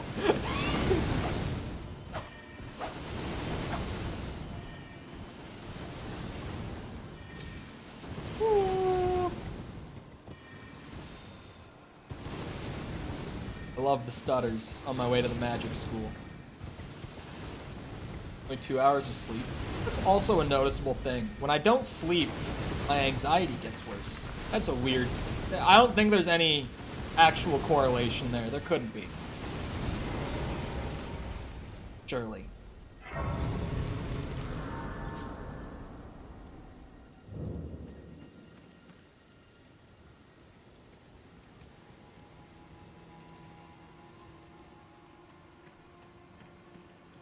Did the other Essel Sage? That's a typo and a half. What other message?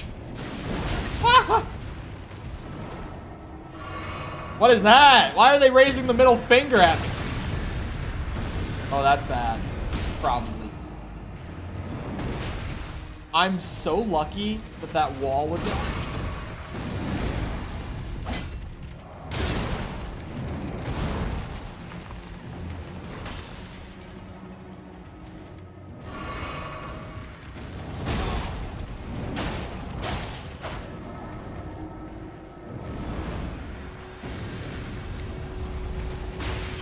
Ow!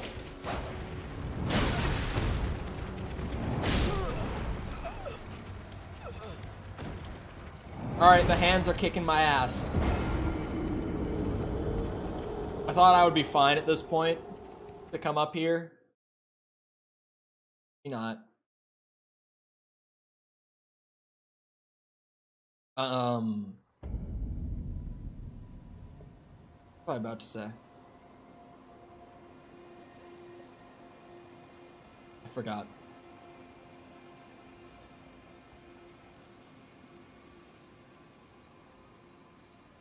If I wasn't such a PA.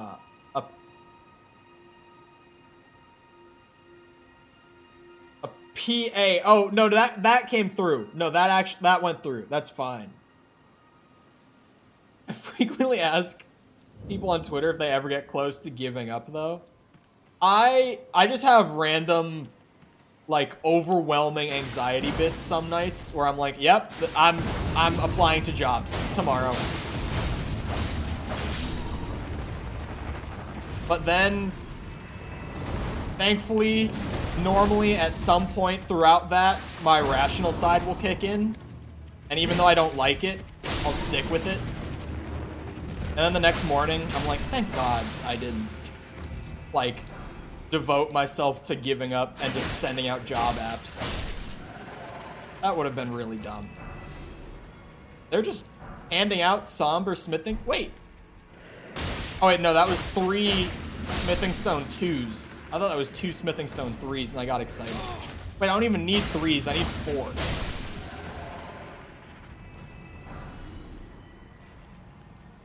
It being hard? You're having a hard time with Premiere? What editor did you use before, again?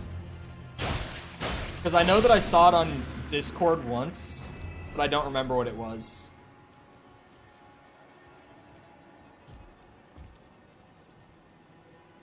Oh, yeah, that, okay. I have a thing with video editors, and it's such a weird thing. I don't know where it came from, but it's like a consistent thing. Where if I see a UI like that, it's like a red flag for me. Like, I'm wired in some weird way to where, like, if I see an easy, intuitive UI in a video editor, I'm like, oh, that's probably shit. It's probably just for people learning how to edit, to make it easy. But it probably can't do as much. My favorite editors all have the most obscure, hard-to-use UI for no goddamn reason.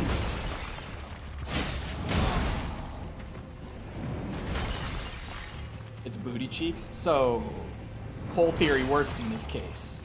Because I've seen that one before, and I've always been like, there's no way that that's a good editor. Oh! Like, my main editor that I'm using nowadays for videos is called Olive. It's literally open source Premiere Pro. Like, no shame, like, the UI is the same. The color scheme is different. But, like, it looks the same. It does the same things.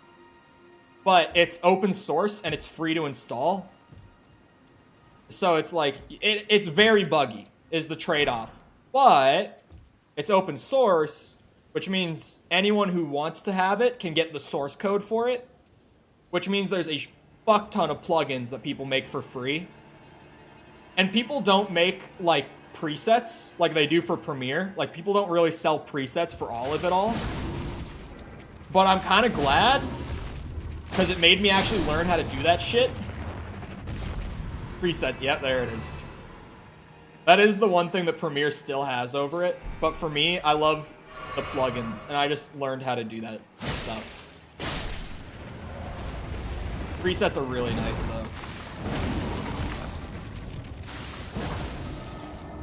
I'm learning how to do it myself. Yeah, I just mean that, like, because I switched to Olive, I lost presets, like the convenience of them, and I had to learn how to do that stuff, or I just would have the shittiest fucking subtitles, or like blur effects, or whatever I was doing. Spent 10 minutes figuring out how to do a subtitle pop. What do you mean exactly by a subtitle pop? The fuck is your YouTube font? No, I'll let her explain it. I know what it is. I had a yeah, I'll let her explain the font. Because she's on her phone. But I'll let her tell you why her font looks like that. Oh, I'm fucking dead. Woo! I'm not. I live. Again! I'm referencing a 90s game that no one knows. What's new? What's wrong with my phone? Oh, fuck! Oh. You know what's wrong with your phone? Or font? Your phone? I'm one of these. You see what that is? Yeah, that's right. iPhone user.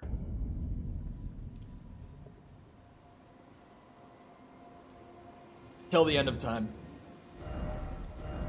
Dedicated iPhone user.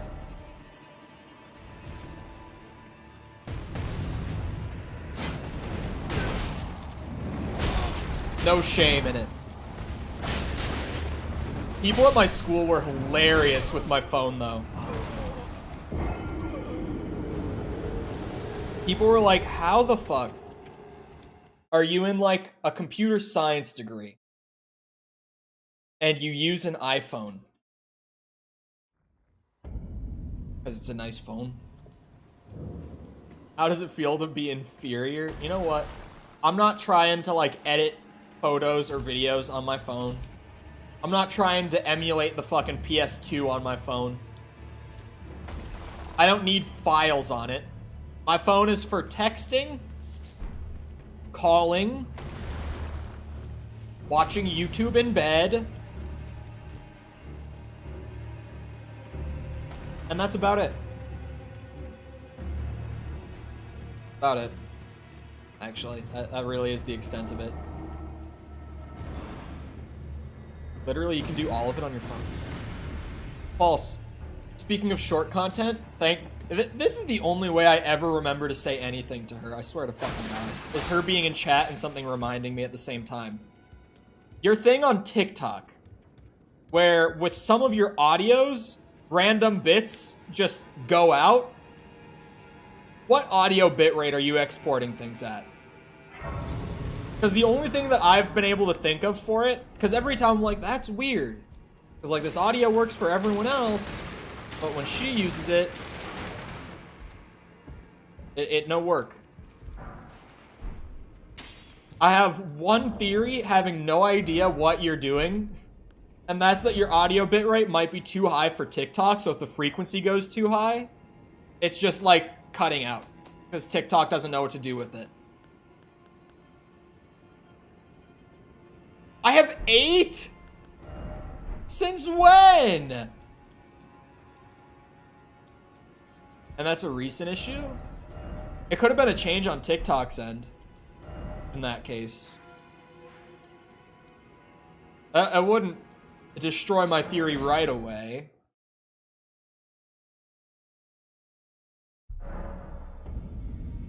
But yeah, I don't know. Now that you're not using Movavi, whatever the fuck. Maybe try seeing, like, next time it happens, if you could post, like, a private version where you just export it with a lower bitrate. It's all the same. Lay out your arms then.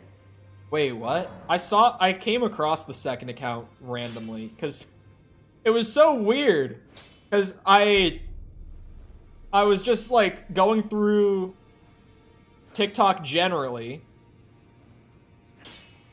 and the backup account popped up instead of your main account, like, on my page. And I was like, what the fuck?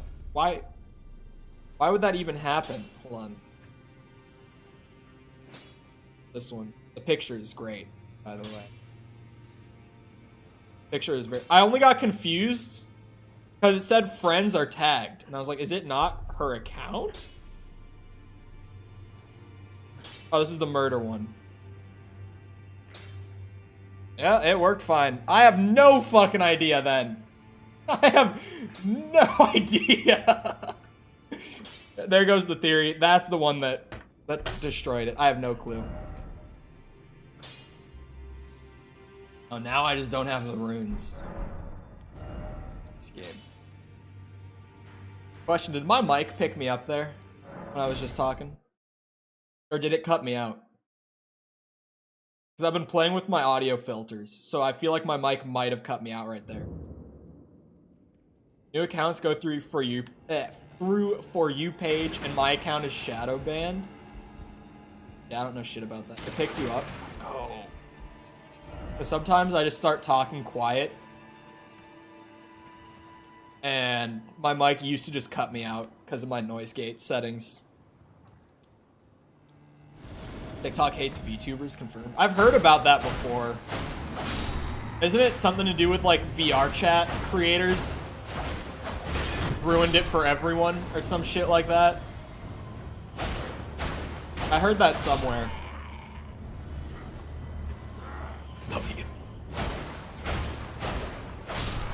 Yep. This is my 9-year-old army right here. It's Mikkel.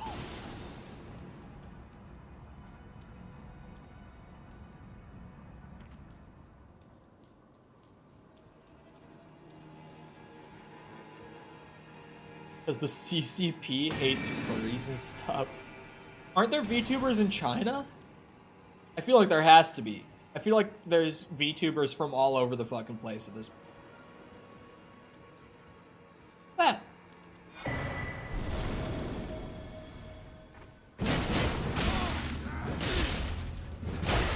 Your poise! It's insane! My guy just said no. I need Thanks for optimizing your game for PC, FromSoft. Thank you. Great PC port as always. I only get angry because they've always had terrible PC ports, and somehow it's still a problem. Like, how has FromSoft just so consistently put out, like, 2010 quality PC ports? Oh my Christ. Hashtag fake body. I've seen, like, everyone do the fake body thing, though. Like, outside of the VTubing community as well.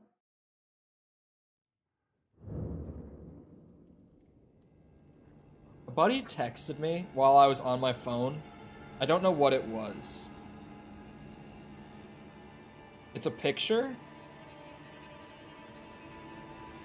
He bought a sticker from a YouTuber. Put it in his fucking car.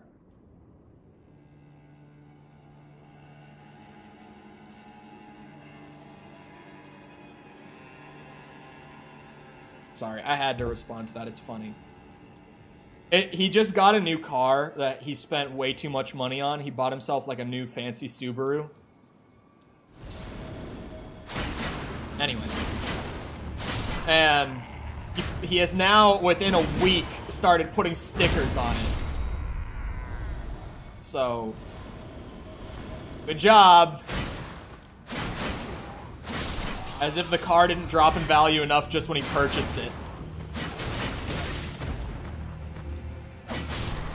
Like, it's cool that he bought a car that he really wanted and that he's very happy to have. But he spent more money than I currently have in my checkings and savings combined on that car. And I save money. Like, I save a lot of money. I've talked about how much I saved my money before. He spent a lot on this car. He worked full-time for months, saving, like, the majority of the money he earned to get this nice car. Sounds like you're jelly? No. I don't like the car, personally. It's not a car I would buy. But it's one of those things where I'm just like, you spent more money than I have to my name on this car. You have Mega Millions in your state? Yeah, I don't play the lottery, though.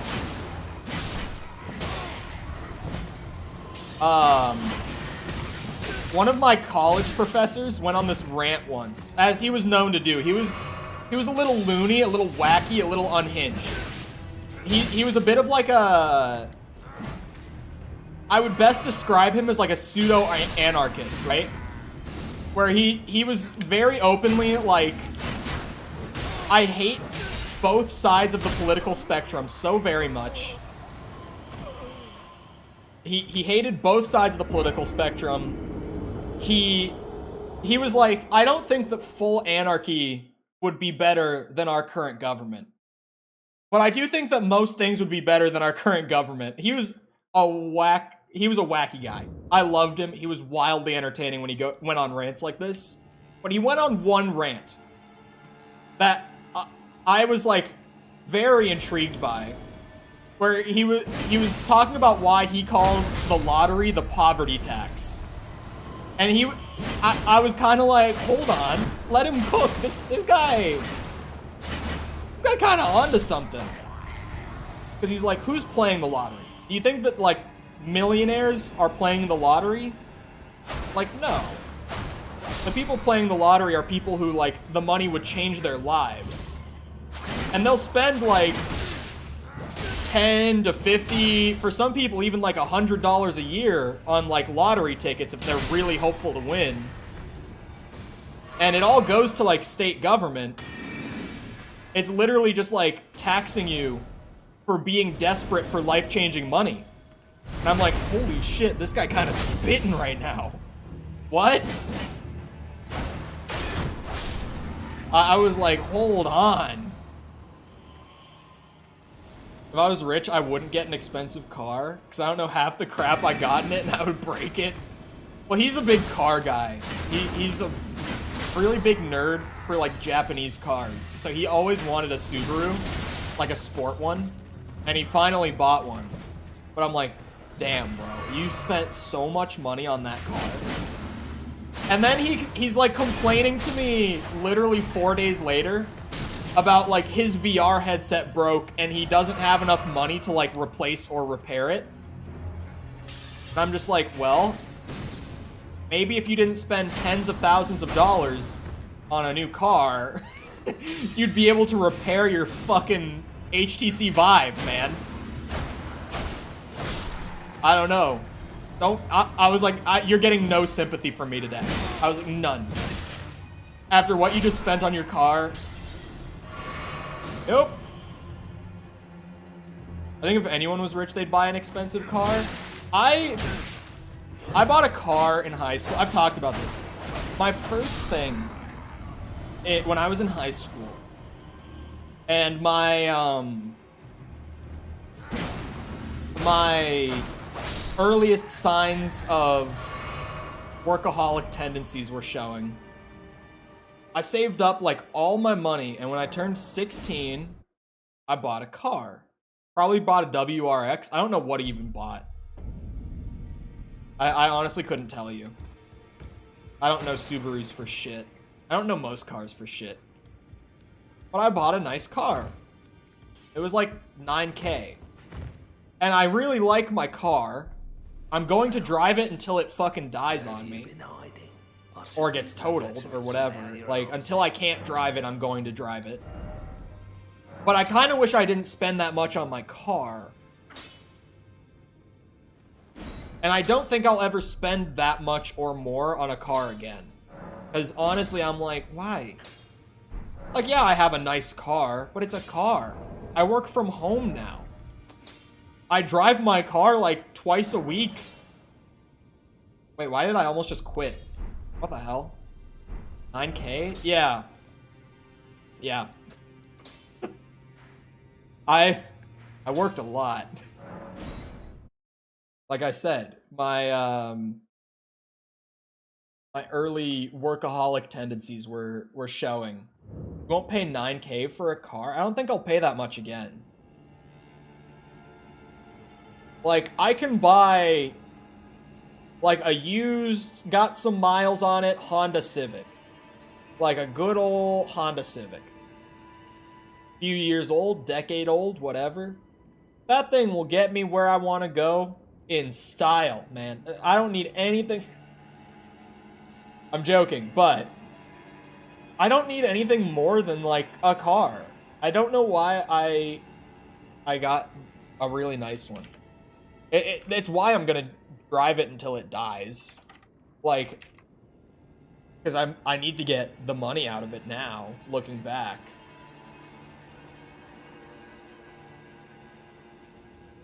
Okay, sorry, I was looking at where this armor set is.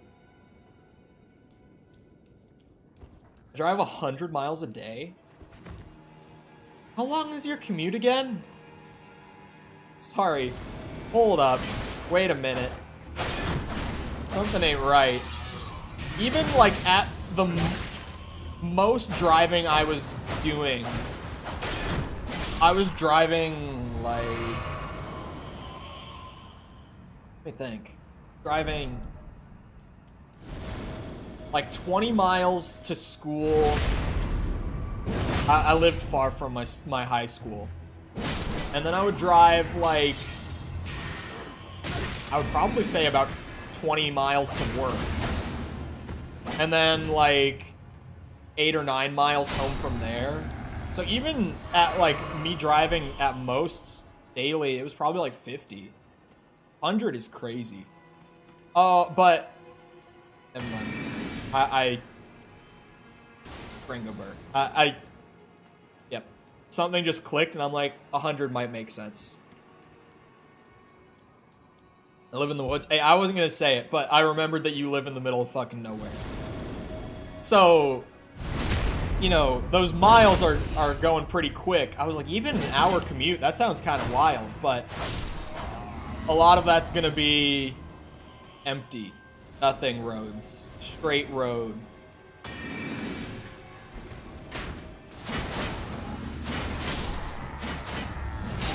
Ow.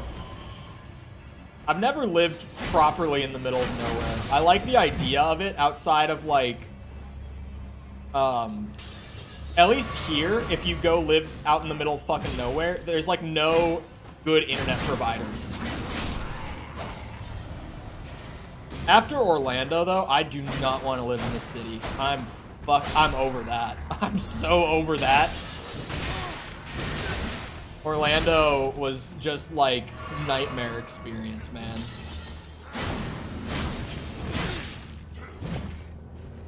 That's the kind of city that makes me never want to live in the city again.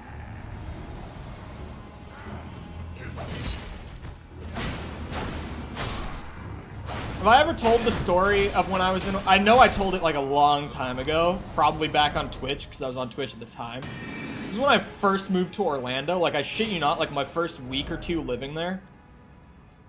I've told before, my first apartment was such a... like an unbelievable shithole. My first apartment was so bad. So fucking bad. It was like an out-of-state scam, because it was right next to, University of Central Florida in Orlando. So they would kind of, like, market it as a great place for college students who don't want to live in dorms, right? I was like, hey, that's me. I'd saved up a lot of money from working in high school, right? I was like, that's me. I want to live in not a dorm. Not have a roommate, not need to share my fucking shitter with everyone. You know, that sounds pretty nice. They showed me like all these pictures and they were like, yeah, this is your unit. It's on the first floor, so it's nice, easy access. We have a great area around here. They showed some pictures of the area and I'm like, cool. Then I got there and the area wasn't as nice when I drove up, but I was like, you know, that's kind of, I get it. They cherry-picked some nicer-looking spots in the area to send me. That makes sense. That should have been my, like, nope, get out. Because when the spots that they're showing me for, like, you live in a nice area is, like, 5 blocks down, that's already, like, maybe a red flag. But I wasn't seeing it at the time. I had just driven like 30 hours to get there with all of my shit in my 4-door car. Like my computer, my fucking gamer chair taken apart. All that shit. And I was so tired. I got pulled over in Iowa. It was a bad start to the whole thing. I wasn't thinking right. And, so they get me into the office at like noon, my move-in time. And they have me sign, not Iowa. As a lifelong neighbor of Iowa, fuck Iowa. There's nothing there. It smells like shit. I don't know where the smell even comes from. I mean, I do. It's farms. But it's like, while I'm driving down the roads in Iowa, I don't see any farms, but I smell the shit. Like, when I say shit, I mean, like cow shit. Like, literal shit. I mean it. Sorry, Iowa. That's like middle of nowhere, Iowa. Like, in the cities, it's not like that when you drive through. But when you're going down the interstate, like in the middle of nowhere, it literally smells like cow shit. Sorry. Anyway. Sorry, Iowa. Not really, though. Got him. Sepper's not here for that. He would not be having an Iowa joke in this chat. What was I talking about? Oh, yeah. Yeah, me getting scammed for my first, like, 6 months in Orlando. Well, I ended up scamming them back, so it's fine. We'll get there. It was like an out-of-state scam, because they get me in the office, move-in day and time, and they're like, yeah, just so you know, like, that unit that we were showing you isn't available anymore, but we have an identical unit on the 3rd floor that we have for you. And I was like, okay, that's fine. As long as it's the same thing, sure. They have me sign the lease. I'm like, 3rd floor is not that bad. It's going to be more of a pain to move in and out. But at least I'm not, like, on ground floor in what was a kind of shitty area. Like, a pretty shitty area, actually. Really high crime in that area. Like, directly, like, within a few blocks of me. Super high crime rate right there. Not a good area to live in. Well, that was my first few months in Orlando.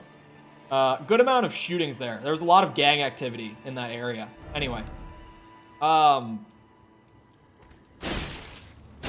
But they have me sign the lease before I get to see the apartment. That was the problem. That was a problem. I don't know what the fuck I was thinking. That was a big problem. Because then I go up there with the key, never signed before seeing. I was 18, man. Like, fuck. Had just driven 30 hours, all the shit I said before, right? I go up there, and it's like brick walls. The locks on my door are like falling off. The bathroom mirror is like fucking spider-webbed out, like destroyed. And one of the corners isn't even mounted on the wall right. Like, it's slipping and falling off. Just, like, oh, that apartment. First night I was there, it was in September. It was in September, but in Florida, September is still the summer.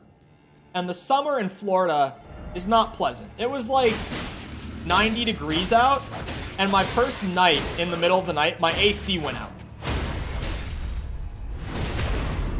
And in the middle of the night, while I was sitting there sweating in my bed, I was Googling how to legally break my lease. I was like, okay, absolutely not. For additional context, I left this out on this time, but people who know the old apartment know it when I've talked about it before. It was a studio apartment as well. It was 300 square feet. Studio meaning no, like, bedroom, living room sort of setup. Like, there were 2 rooms in my apartment. There was the apartment and the bathroom. And the bathroom was, like, closet-sized. Like, just big enough to have a sink, a toilet, and a small shower. Like, tiny-ass bathroom. 300 square foot apartment. Really tiny. Really tiny. I was living in a box that was like brick walls and shit. One like air conditioning unit mounted on the wall on one side of the apartment that broke constantly because it was like from the 80s or some shit. Nightmare apartment. Bad area. Would have demanded rate cut. Oh, $800 a month. Sorry, left that part out.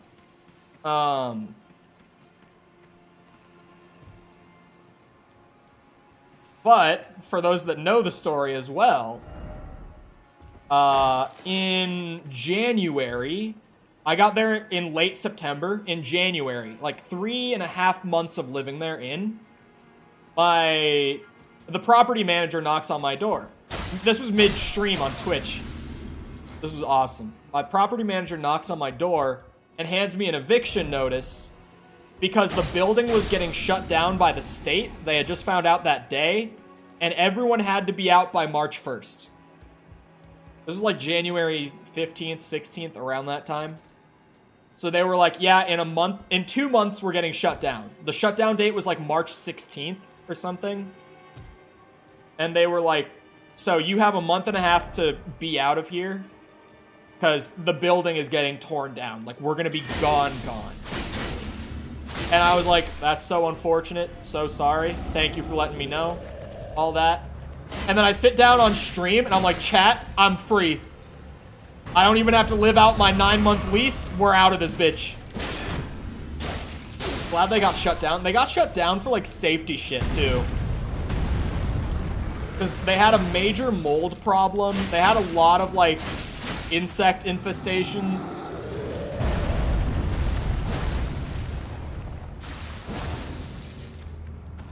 I pay $1,000 a month for house payment and utilities for a 2,000 square foot home on an acre of land.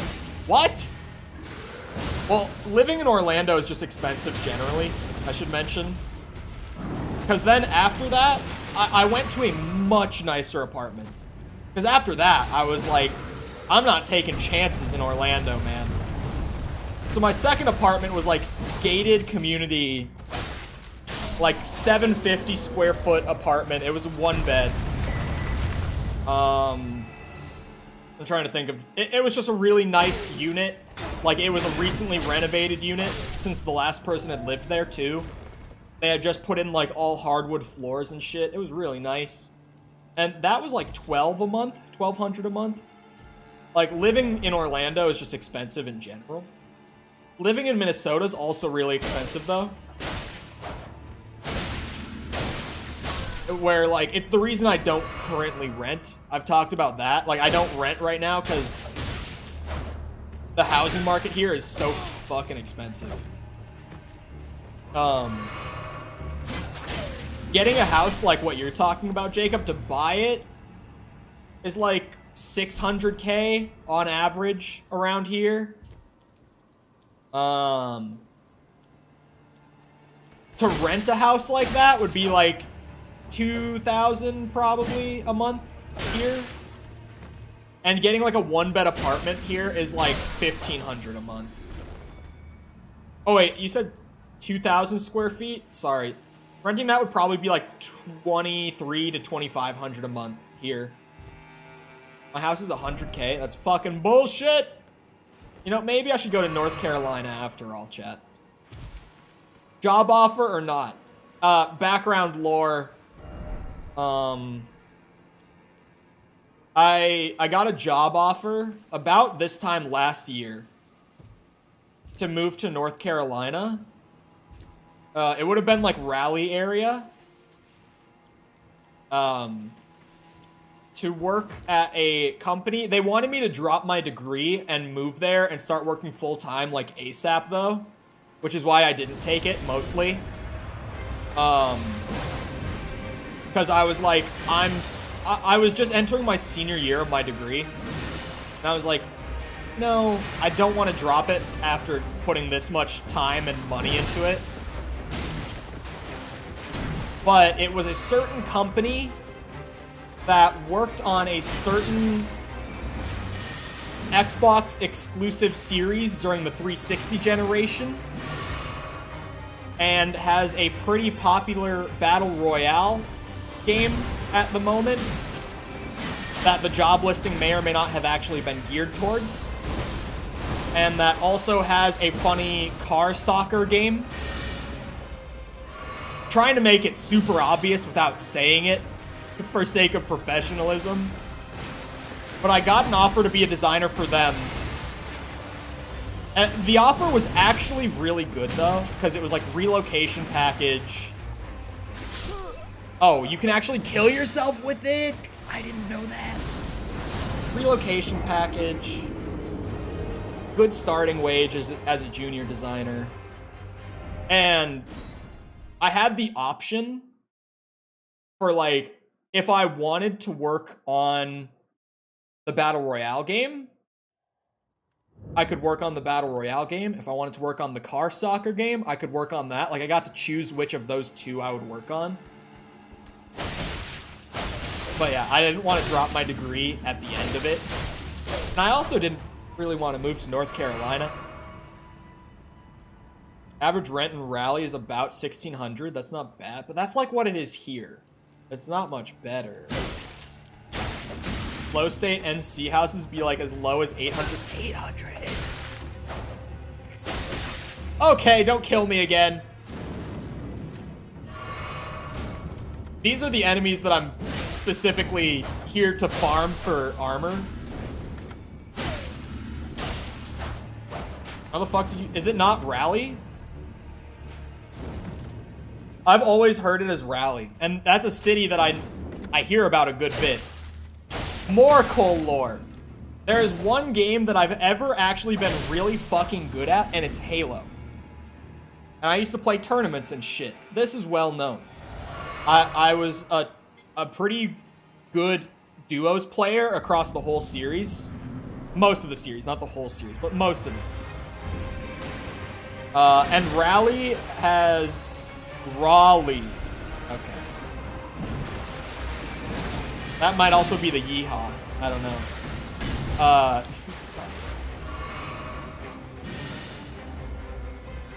That is like the big Halo event every year is in Raleigh. But they always say it Raleigh.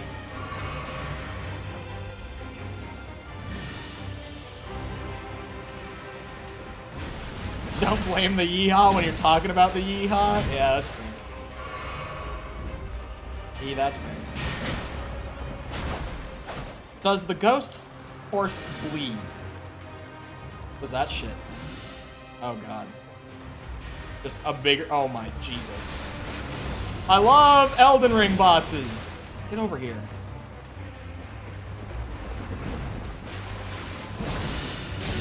God damn you.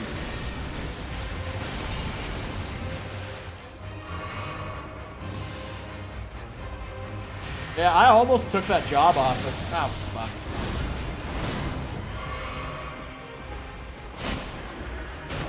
Raleigh is how I've always heard it. Yeah, I would have relocated to Raleigh had I taken it.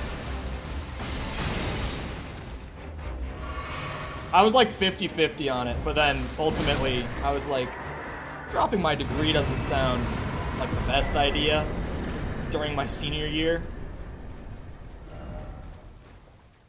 I'm sure if I reached out ever, I might still be able to get in with it though. Because they said it was a standing offer, but that was also a year ago.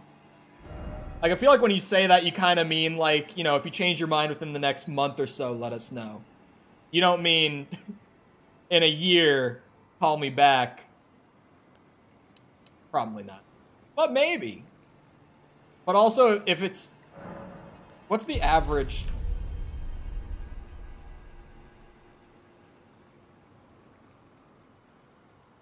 If the yeah, it's like the same average rent here as it is there. Let me double check. The average rent here in Minneapolis is $20 more a month. So it's not even that much cheaper. That's the backup. That's if I actually need to work in the industry. and the company with the funny battle royale and the funny car game still want me, then sure. That's an easy option. That's there. But also, I stick out in the South, like a lot. Like a lot. Like how they be selling me apartment. I mean, what are we talking about? I'm gonna need the details. I'm about to need these details. What kind of rent are we talking about here? Like, we want to buy an apartment? I wouldn't want to buy an apartment, but like, what are we talking about for rent? Oh, ain't nothing for rent. I read that as like, rent is practically nothing. I just read that wrong. Before 9 p.m.? I don't know. I can't answer that one. That one's on you. Huh! But now that the boss is dead, and I got the Grace site, I'm just gonna be farming these 3 for their clothes. And then we're gonna be saying goodbye to the banana hammock as soon as I get a pair of pants from one of them.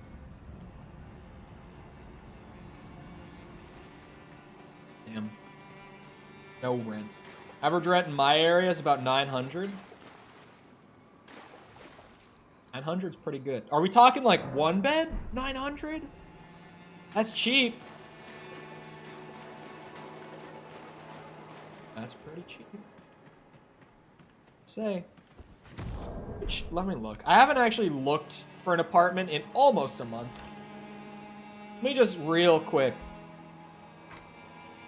Let's go here. Let's put in the town that I would most like to live in the Minneapolis area. Oh, that's for sale. No, thank you. I mean, maybe. Oh. Got worse? It got worse. It went up? It went up. What the fuck? It went up? It got more expensive? Wait, this is on a lake? On a lake. 800 square feet. Pictures look nice. Oh, do they have a pool? Why do I need the pool if we're on a lake? Oh, I've seen this building. Yeah, I know where that is. No, don't request a tour. I didn't want to press that.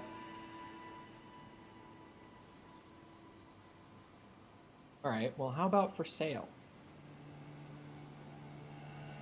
I could take a mortgage at 20, right? Hey, that's pretty cheap. Oh, is that a townhome? It looks like a townhome. That is a townhome. Like, townhome, they are cheap. It's a really nice upside that they are cheap. I had a 2-bedroom apartment with water for 800. What the fuck?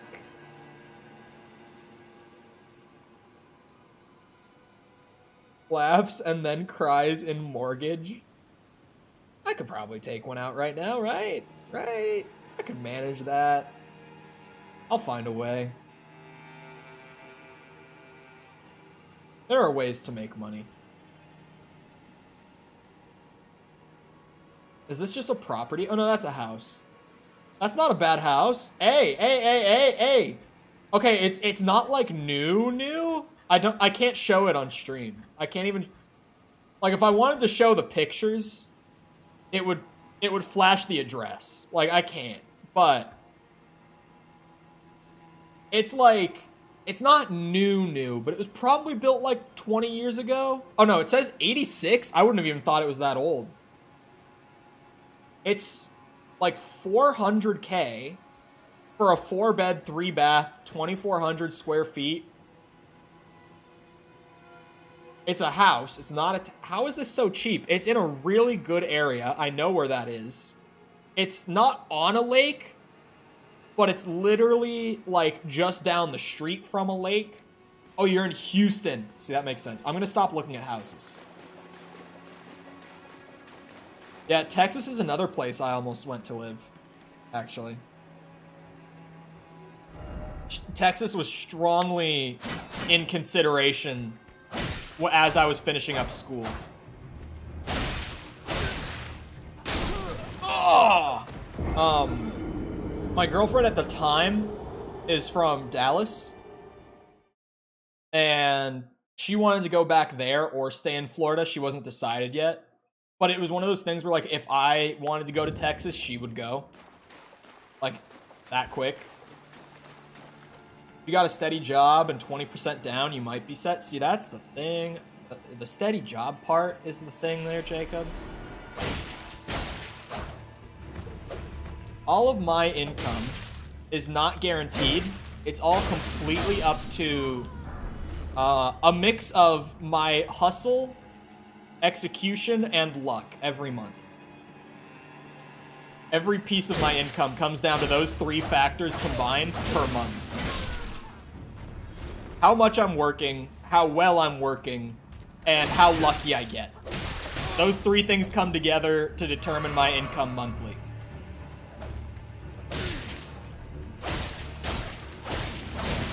So if you guys become a member today for the low price of $2 a month, Cole won't be homeless. Those $2 a month can go towards a mortgage.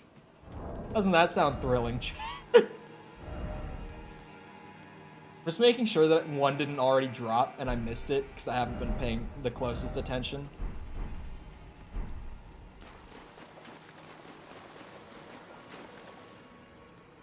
YouTube takes 30%.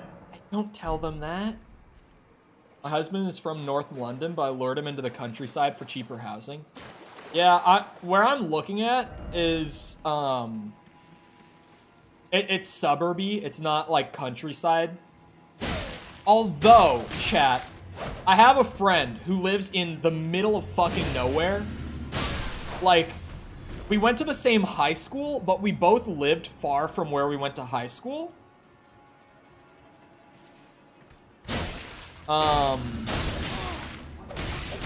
But like in opposite directions. So he's still like one of my closest friends, but he lives an hour away. He lives in the middle of fucking nowhere. And recently I was like, that's a little far from where I would like to live. Kinda out there. But he has great internet where he lives. Like, they have good service providers. They don't have DoorDash.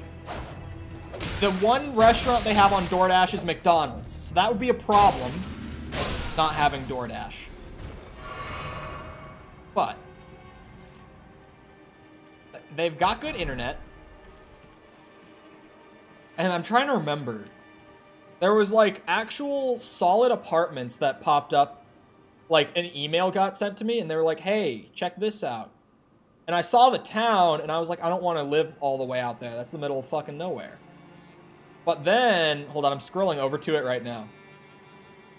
Oh yeah, there it is. Oh, no.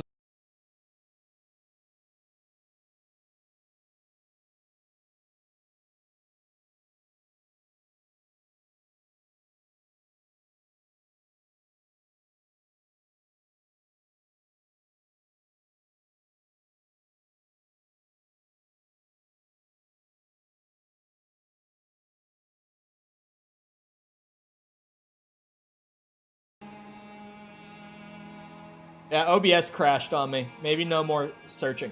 $900 a month apartments. That's what I had to go and confirm the price. Like solid, nice one beds for like $900 a month. And I was like, you know what? I can afford that. It's not that bad. Thought he was reading something and being quiet for dramatic effect. Well, I do that, to be fair. But no, that was an OBS crash. The reason it keeps happening with Elden Ring is Elden Ring, because it's constantly compiling shaders, if you uninstall and reinstall it like I did, it's constantly like maxing my CPU, which OBS is CPU heavy when it comes to encoding video and stuff. So it crashes OBS a lot. If I try to do something outside of just playing the game while streaming it, it'll crash OBS. Which honestly, I'll take OBS crashing over the game crashing. It takes a lot less time to get going again if OBS crashes compared to the game. Can't you use your laptop? I am using my laptop. But even then, because I don't use a capture card, I'm still doing some video encoding on here, and then putting most of it over there. But Elden Ring, I'm not joking. It like maxes your CPU the whole time. There's one piece. I said it. You're fucked. Garb. We're getting the fashion souls together. We're getting there. Whole CPU doesn't throw shade very well. I was supposed to build a new computer. See. But then, Micro Center sold all of the 30 series cards before Black Friday rather than saving some for the sale. Which I can't blame them. But who the fuck bought all the 30 series cards days before they went on sale? How desperate are you? I'm not that desperate.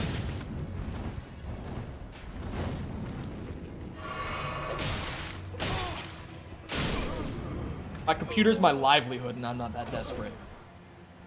Scalpers? I should have done that. Why have I still not scalped anything?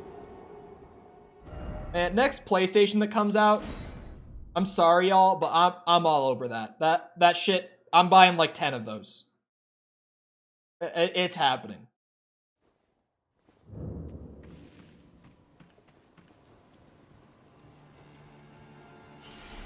Made applesauce? Wait, with the bread machine? You're evil? No. I'm top G grind set. Oh, did you guys see he lost his appeal? Did you guys see top G, speaking of?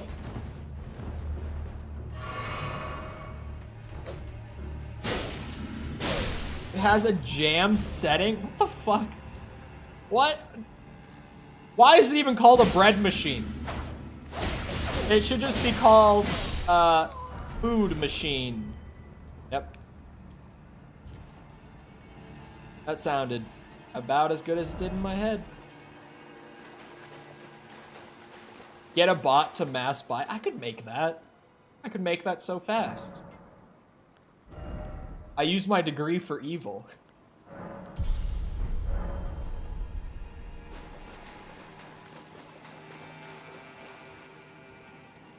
Sounds like a "Don't Hug Me, I'm Scared" episode. Not wrong. Gonna become one. Oh, I completely lost track. So, if you didn't know, I mentioned this the other day. Or, this would have been yesterday, right? Holy shit, was that only yesterday? Whew. ADHD, children. It's something. Anyway. Yeah, I guess this was yesterday. I think it was yesterday. He and his brother filed an official appeal because if you didn't know, they were being detained for the first 30 days of the investigation into the allegations of sex trafficking and all that stuff, right? They appealed to not be detained and to be able to go home and live freely throughout the investigation.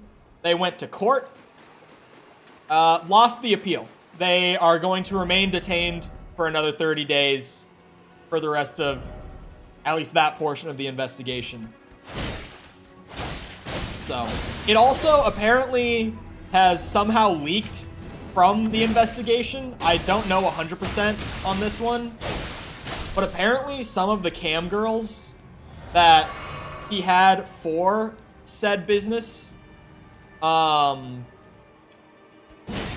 some of them, they like got in country and then like stole and hid their passports to keep them in country so they couldn't leave. So yeah, that whole thing is looking real good for Top G. I think he's gonna win this one. I think he's fine. I don't know about the rest of you. I think he's gonna... Said taint. Yeah, it's a common thing to call them. They're gonna be detained for 30 days or 15 years. Yeah, it's some pretty serious allegations coming out of this case. Like, it's one of those things where, like, even if just part of this case is true, they're getting at least, like, 5 years, right? Like, even if just some of the smaller things about it are true, they're getting at least a few years in prison. And as far as, like, being an internet personality, if he's gone for, like, 5+ years, he's just gone. Like, we aren't gonna see much more of him. He's gonna not be able to get his foothold back after that. Like, I leave for, like, 4 days. Channel struggles for, like, 2 weeks afterwards. Being gone for 5 years is... That's like a death sentence to any internet personality. You underestimate incels? I also saw that I think it was the UK, is literally starting up some sort of program that they're trying to pass to put extra school funding into trying to unteach Tate's ideals to kids. Or from kids. Words. But you know what I mean. They're literally trying to fund a government program to, like, reverse the damage that Andrew Tate has inflicted on the youth there. Which is hilarious. As they should? Probably. Because shit that guy says. Yep. Kids watch podcasts? No, kids watch TikTok. I have a tweet in my drafts right now. Because I don't know why. I have, like, a strict post once a day thing on most platforms. YouTube is my one exception, and that's only, like, if it's a video and a stream on the same day. Wouldn't know he's not in my For You page. He's in mine. In my drafts, I just have a series of screenshots of, like, TikTok recommending him to me, Instagram recommending him to me, Twitter recommending him to me, YouTube Shorts recommending him to me. I don't know why my phone thinks that I love Andrew Tate, but it does. Because you follow 2 people? I follow like 150 people. I'm just on Twitter. I was gonna say all day. It's not that I'm on Twitter all day. It's that when I'm working on anything, and I mean literally anything, my brain will be like, I need a break. I'll open Twitter for like 3 minutes and then immediately close it. And that's like on and off throughout the day. I have like these little 3 to 5 minute bursts of Twitter throughout the day. They have respect women classes now. They warned us. Conservative Twitter. I think Tate would definitely identify as the conservative side of things. I would put him over on that side. I love this tweet. Thank you. Thank you. I love this tweet. It's such a classic. Oh. It's such a classic tweet. I love ironic anything on social media. Like, ironic TikTok was the entire reason I downloaded the app to begin with. Just because I had gotten enough of those, like, on my Twitter feed that I was like, you know what? TikTok might actually be funny. That is a classic. The enthusiasm kills me. It's so good, man. Never mind. That's an actual nevermind, by the way. That's not me baiting engagement nevermind, like some of them admittedly are. That's an actual, like, I'm holding my tongue on that one. That one's too political. Even though I'm Mr. Neutral, both sides suck ass, that one's too far. That one's too political. That starts debate right there. That one's a no. My brain went burr. Or sorry, my mouth acted before my brain did on that one. In the head, out the mouth type thing. And then I caught it and was like, nope, don't say that. That was a really long lunge from my boy.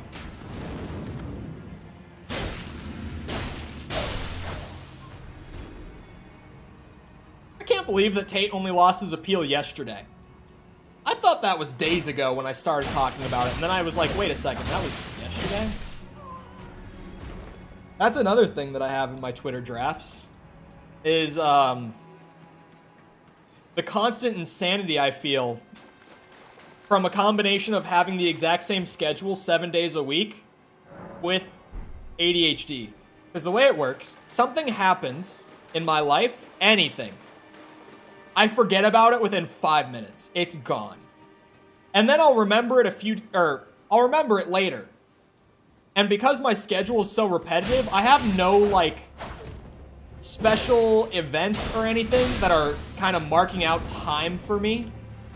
Nothing of that sort. Nothing to be like, oh, I know that this was, like, 3 days ago, because it was the same day that this weird thing happened. I have nothing like that. So, with the Tate thing, I was like, oh, you guys see a few days ago that Tate lost his appeal? And then I really had a strong think about it, and I was like, wait, that was yesterday. Why can I not get their fucking pants? I just want them to drop me a pair of pants, man. That's all I want. I think people have friendly and peaceful arguments because of it. Yep, of course. Political discussion on stream is always fine.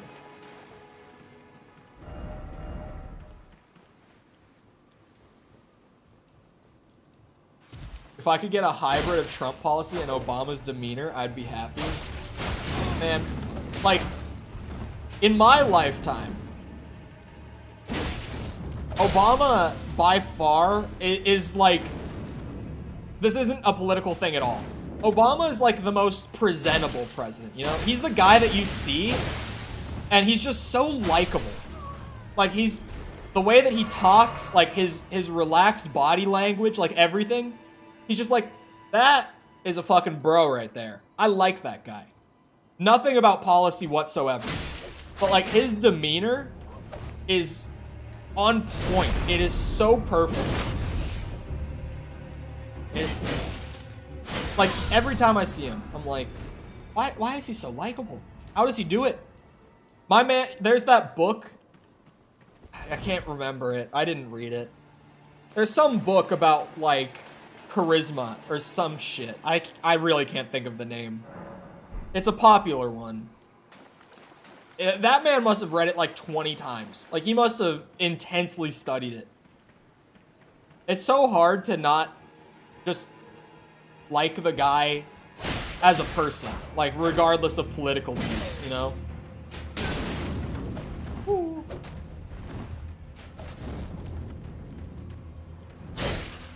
Them both laughing and frolicking. Frolicking. Such a good one. Trump is hilarious. Joe is too. I would agree. Both of them were very funny. Like, Trump had so many moments where I was like, I cannot believe that you just spoke those words. Like, in the setting that you did.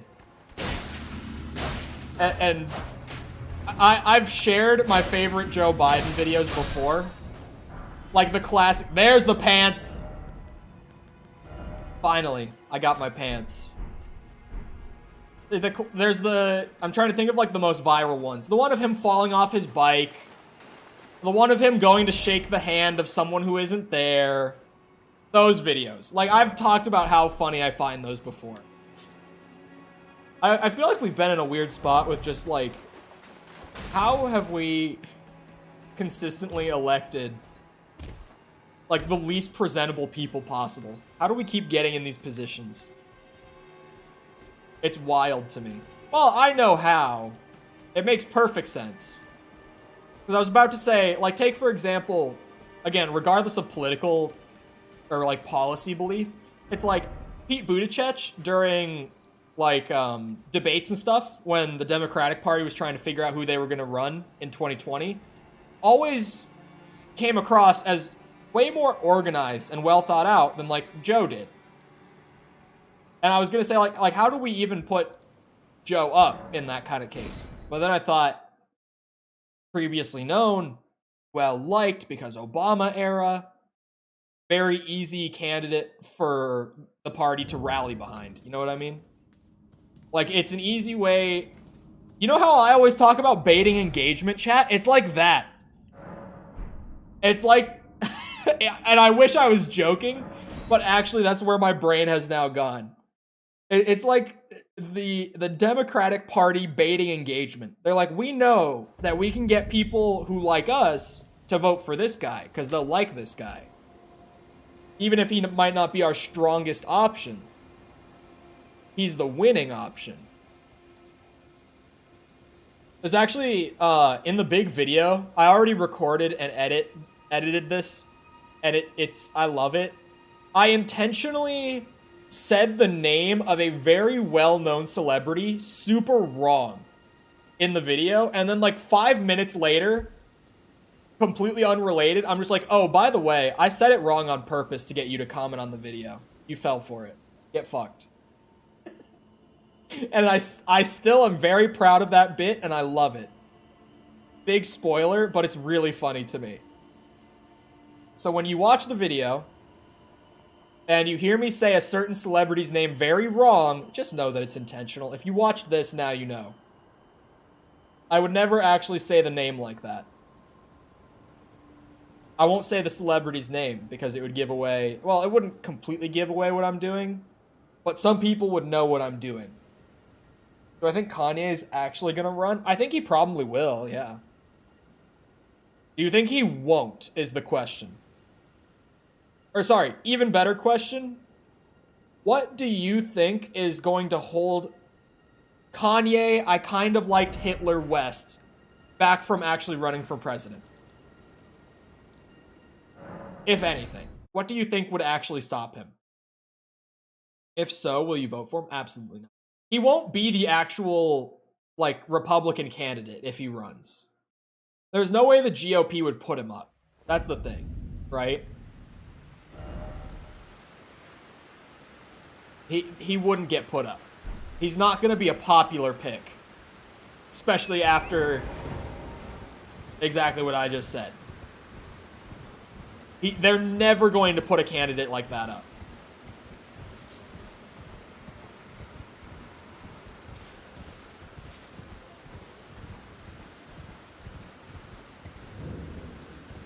Let's not even get into that discussion. I still am...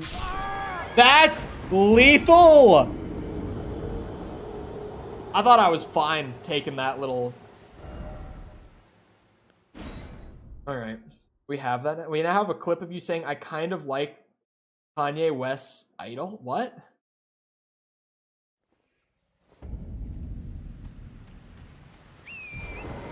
Huh?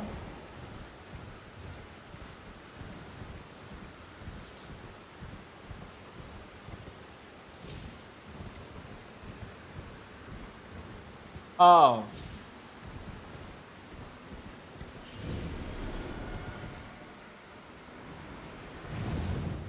That's what I should have done the first time. I just didn't think of it. I think this is what I'm here for. This guy drops something that I want. At least if this is the guy I think it is. My damage is not great, which I kind of thought would be the case going in. But we'll see. You know, I have armor now.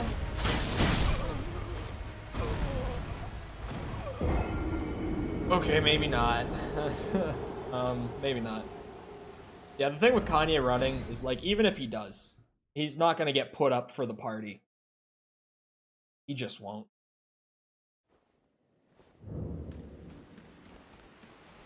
Like, he can certainly go to debates and everything, and, like, run a campaign and all that. But he won't actually get put up as a presidential candidate. You won't get put on the ballot for the GOP. Yeah, so maybe, I shouldn't do this right now? It wouldn't even get that far? Probably not. I don't know if they would even allow him at debates at this point. Do you be anti-Semitic? He really do be anti-Semitic. Like, he really... genuinely, unironically do be.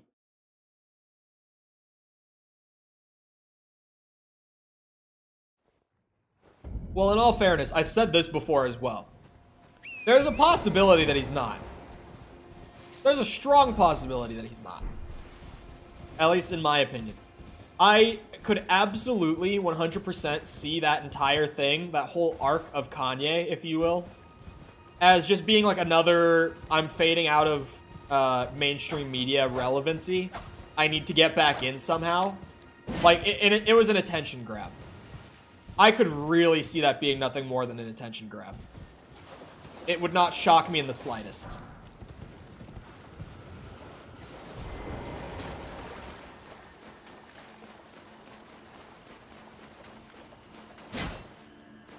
God, where is he going?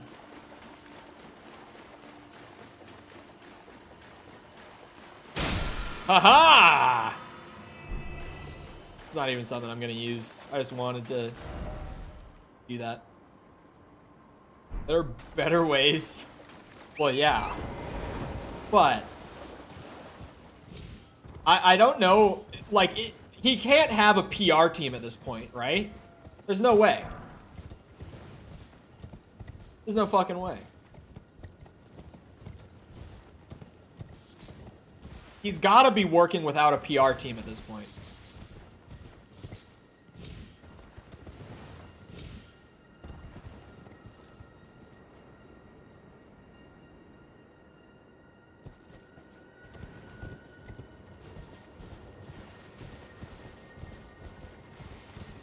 What's the first thing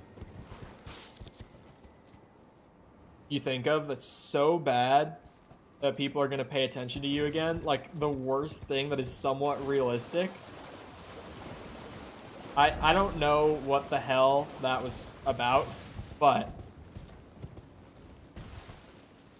Trump took up grabbing cats just fine. Yeah, I was talking about the old Trump maneuver the other day. That's something I'll never forget. That's something that permanently, when I think of him, I will think of exactly that. That statement. Praising Mustache Man was over. Totally over. But it worked. Like, let's, for sake of just thinking about it, like, what if it was just an attention grab? I'm not gonna sit here and say it didn't work. He certainly got my attention. That's for sure. Definitely got my attention. That one. I would want a Trump stand-up show. I'm just picturing what that would be like.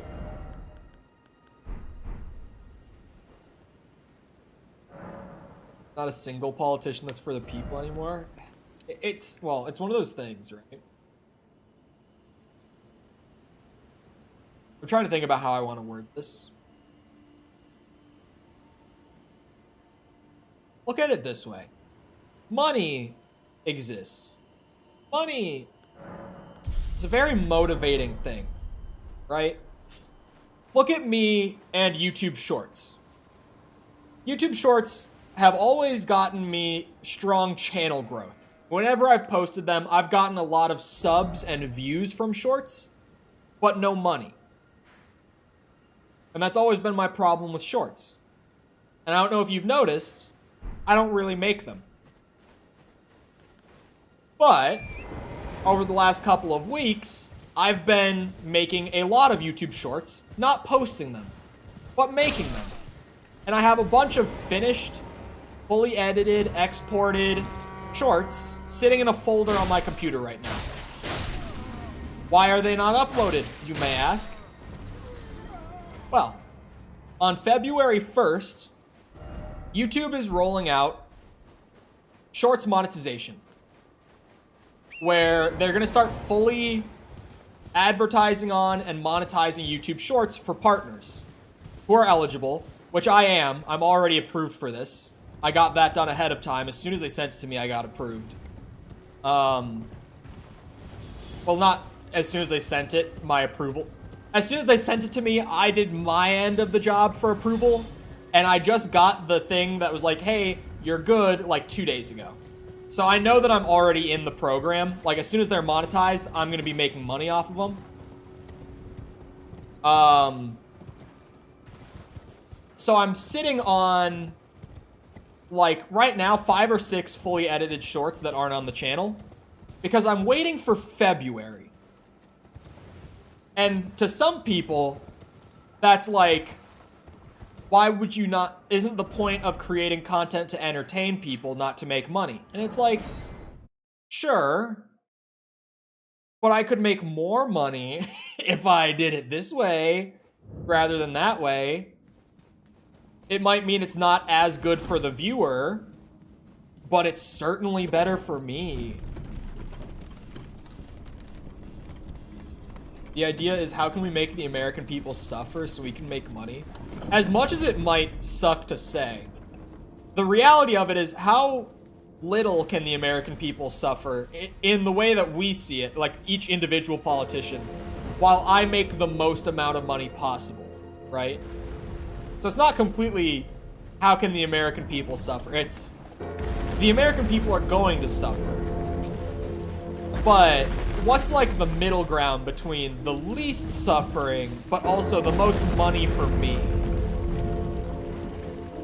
And it's unfortunate, but it's like, when you pay someone to do anything, any rational person, I'm trying to word it, because my mouth is moving faster than my brain again. Any person with a mild sense of like self-preservation and outlook is going to take the route that makes them the most money. Like, that's just a general reality in anything. But it's a reality that really sucks when it's related to politics, you know? Like, it's one that really doesn't apply well to certain fields, and that's one of them. But it's just one of those things, it's like, yeah, that's how it is, unfortunately.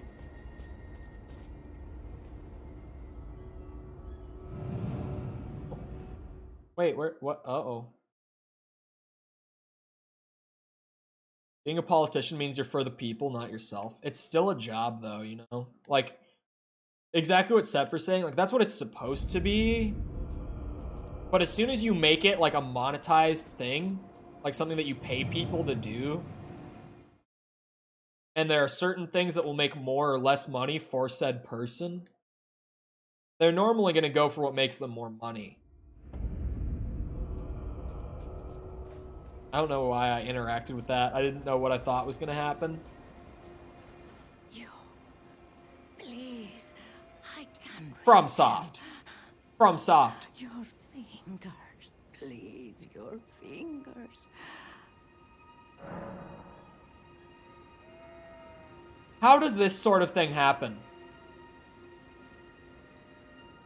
Oh, what a pity it is to be without the right.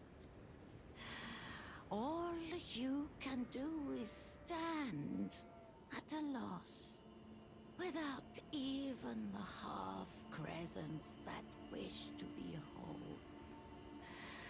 before the unmoving, unfeeling grand lift ahead. Give the president all the cash of the U.S. That sounds like a plan. Or are you planning to throw yourself to the waters? To find the coward's passage through the dim cavern? Crazy lady. What was I talking about before? Oh, yeah. Dracula's policy, everybody? No, me make money. I literally just explained to you something that I'm doing that's less optimal for you, but makes me way more money. And now you're like, ah, yes, vote Cole. He's for the people. Average politician, I guess.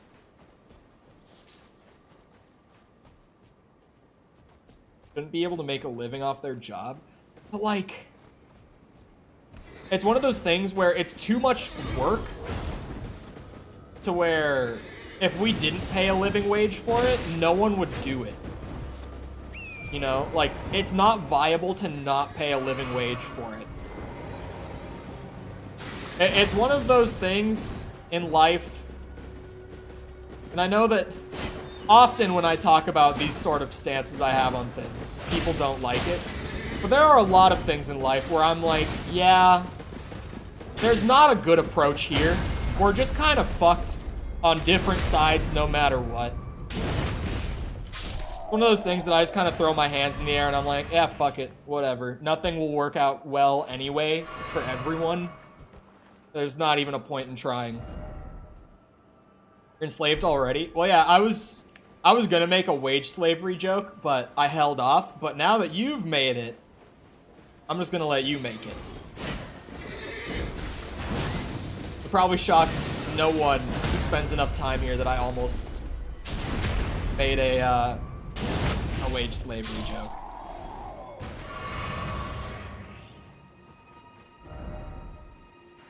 Hold on. I gotta find, like, churches and stuff.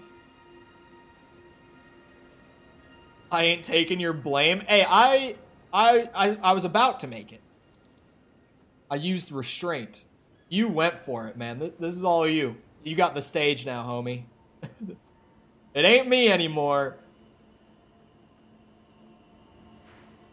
I don't think there's a church up there. There's a lot of stuff up there. But I don't think there's a church up there.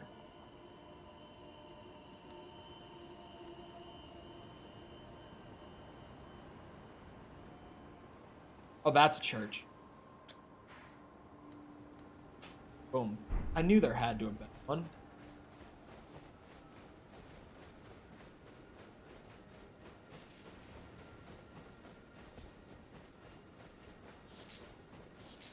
Oh wait, you said you've enslaved us? I thought you said you're enslaved already. Meaning the American people. Well, generally, I wouldn't say that it's an America-specific problem. I would say it's just generally like a modern societal thing.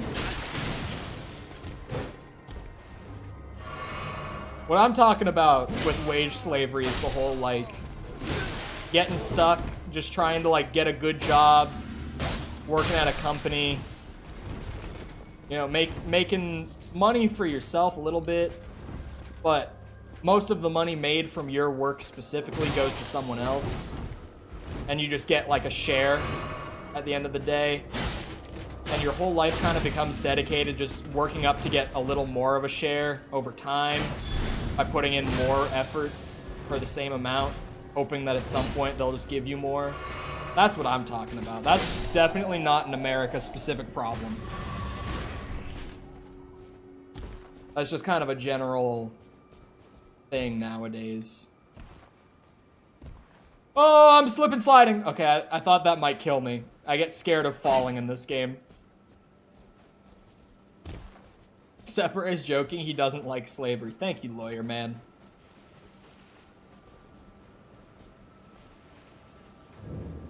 Oh yeah, it's very profitable. That's kind of what... Wait, this is a church right here? Because people will mindlessly vote. I mean, I've talked about that a lot. My distaste for party politics and identity politics. I've talked about that plenty. I'm fine getting into, like, pseudo-political discussions. I don't like getting into political discussions, taking stances on controversial figures, or, like, firing off at one party or the other. That's when things get, like, beyond, or how would I phrase this? That's when things get to a point where they tend to just kind of devolve into pissing contests more than, like, actual discussion. So that kind of thing I avoid on stream.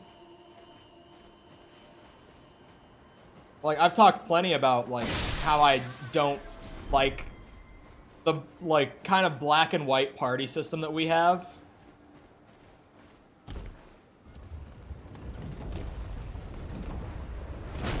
I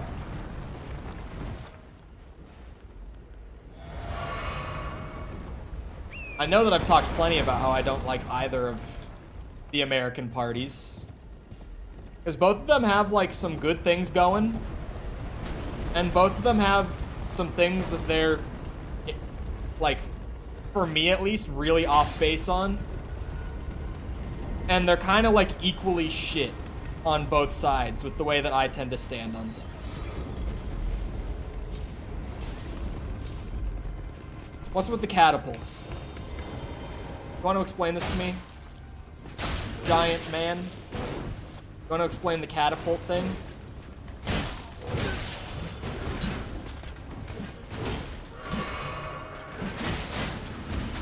Like, just one example that I can think of that is a specific person and a specific side, but it's a great example to think of.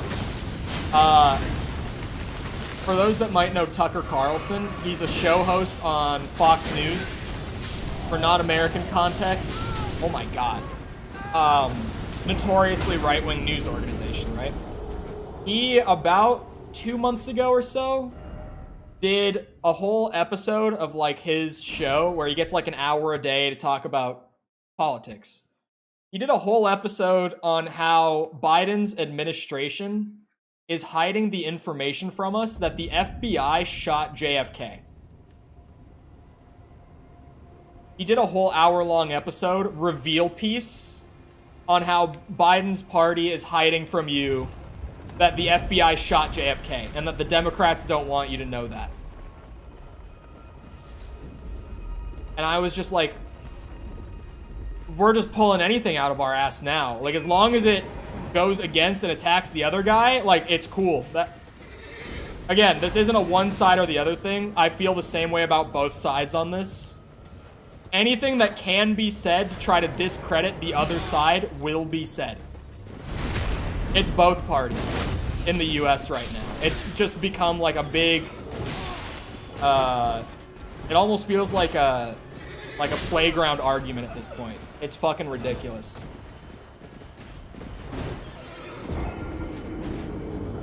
Whatever date it was, this was back in like November. And I didn't really see people talk about it much. Because for me, that was like bafflingly crazy. That like, some writer would have brought that to him. He would have been like, oh yeah, that's good. He would have brought it to producers to get it approved. They would get it approved through the network, through corporate. And like all along the chain, everyone was like, yeah, this is a good story to run. Like, what?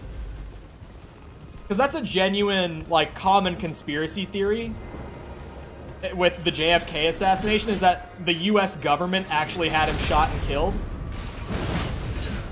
And just because, like, their party doesn't hold office currently, they felt the need to try to spin that conspiracy onto the other party and the standing administration. It's just like, what the fuck is even happening anymore? I'm so over American politics. I just talked about how there are some things that's like, neither way is good for everyone, and I just don't even care because there's no point in worrying about it. American politics has gotten to that point for me, where I'm like, as long as neither side is like fully in power and able to do whatever they want, things will never get too out of control and things will be fine. Why would I even worry about it? It's not worth the energy of keeping up with the crazy shit that happens every single day and the crazy shit that they say about each other every single day. Because it's just gotten so out of hand at this point.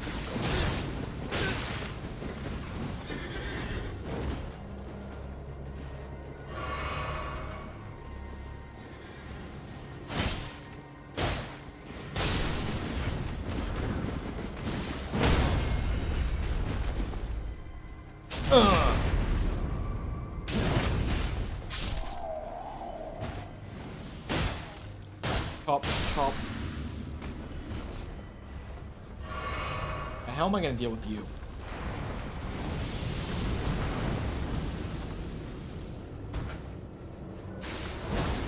Oh, that does good damage. If I can just... Fuck. Oh, I have to connect it on the backside. I have to hit the little dude in the back. Oh, you can backstab them? That's beautiful. I hate these things so much. 6K runes? Worth it.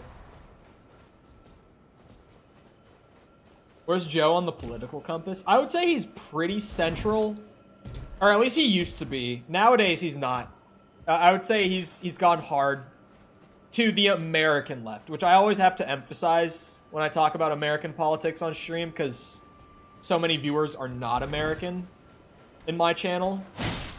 Like, our left and right on both sides are way less extreme than, like, in Europe.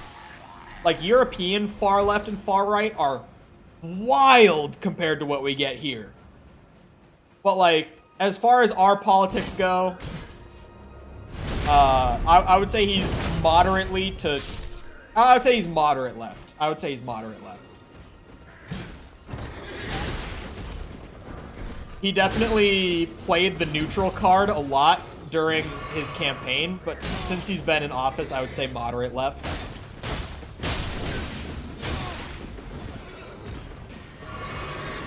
But that's also just the thing of, like, you know, gotta play to your party, because the more that your party succeeds, the more money you make, etc. Back to that whole thing. I didn't make it to bed for 9 p.m. Oh.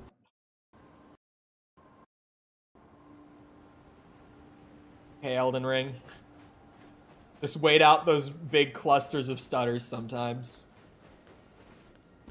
I like this area of the game a lot, but I was definitely more leveled and more well built when I came here before. Because before I was like going all over the place, finding all the extra bosses. Now I'm just kind of like going through the cliff notes, going to extra places if I specifically need to for a piece of gear. But other than that, just kind of beelining through the progression. I should probably at some point now, like, start going off to the side and doing some bosses. My truck is rocking pretty violently. Uh-oh. If it's a truck rocking, then that's some crazy enough wind to where, yeah, that could definitely be a tornado. Yes, I did finally get the clothes I wanted, so we're wearing clothes now. Only thing I'm missing is the gloves, but those are still a little bit later. Well, and the headpiece that I have on right now is just, like, temporary until I get the one I really want, but the one I really want is pretty late in the game.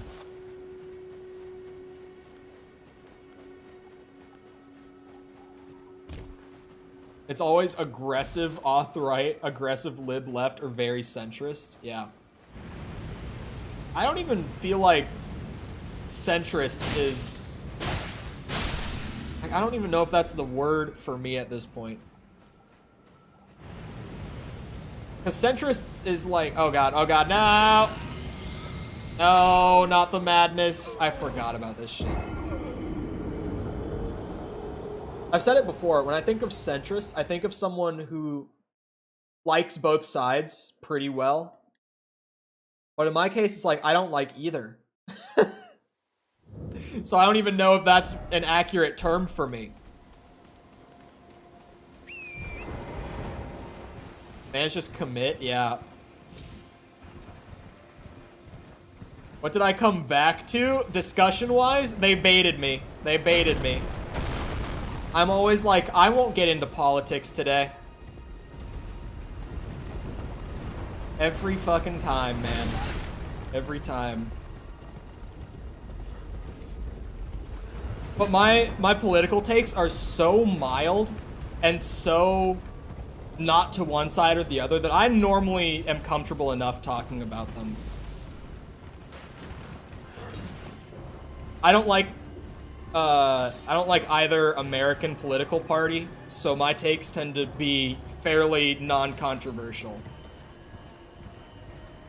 Because normally people get angry at you for liking one side, so me, it's just like, I don't like any of them.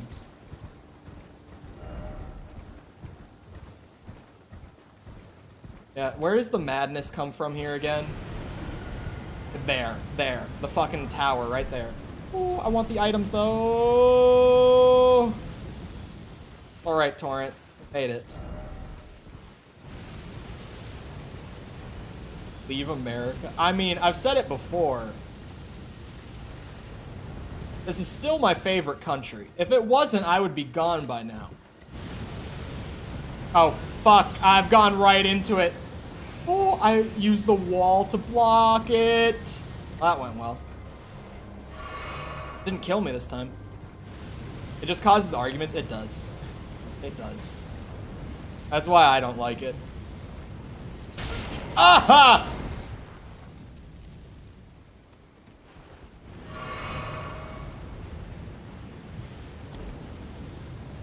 I don't mind it if it's like productive, because there's like a respectful way to do it. That's not normally how it goes. At least here, that's not normally how it goes. And on the internet, that's not normally how it goes. If I had the funds, time, and means, I'd be in like Iceland or something. Thank Trump and God for that. I love the yeehaw! I love that. My ex's dad was like that, and I fucking loved him for it. Because it's so hard for me not to just, like, smile at it. It just... There's something about it that, to me, is so comedic that I can't help myself but love it. Like, there's a part of me that feels pity on either side with stuff like that. But then there's also the part of me that just finds it too funny to not just sit there and smile at it. I love shit like that. Got that. That all of this shit is like blocked off. I gotta get around to that church though. You'll love it till it happens daily for 27 years. I mean, I have family members, parents possibly, who are very strongly to one side or the other. And even my mild, like, I don't like either side takes are, like, blasphemy. I have. I got parents like that.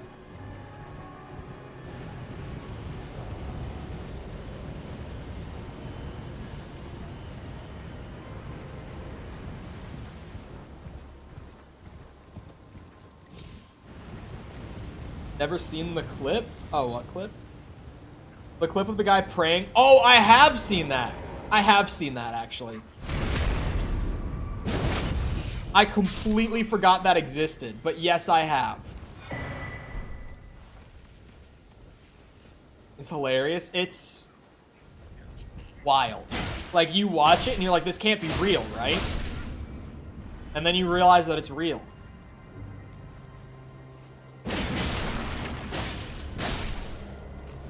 My dad said if I prayed more, I wouldn't have gotten sick.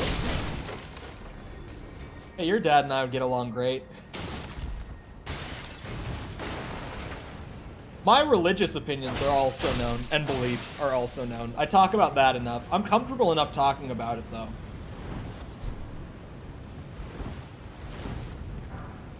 Because, like, TLDR on Cole's religious beliefs, like, I am Christian, but the Christian church and I do not get along at all. And the certain teachings of the Christian church and I do not get along at all. And I've gotten in a lot of trouble over the years for some of the things I will say.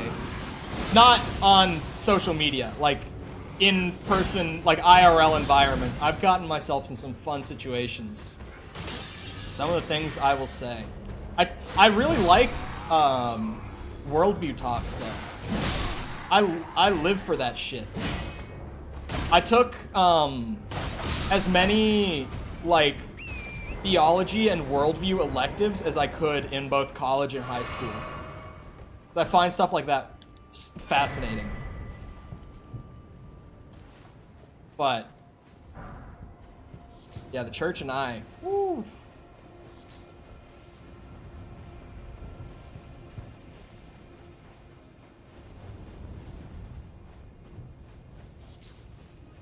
Old school, independent, fundamentalist Baptist. The Baptists. Don't take offense to it. I don't like any of the churches. Okay, any of the churches I know.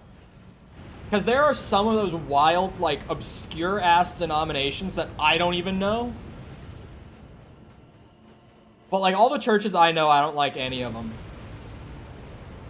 I don't.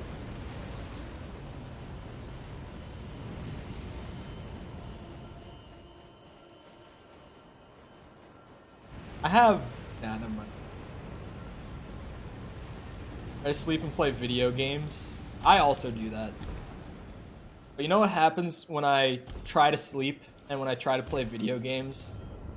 My brain starts going. I can't turn it off. And eventually I find myself in strange places.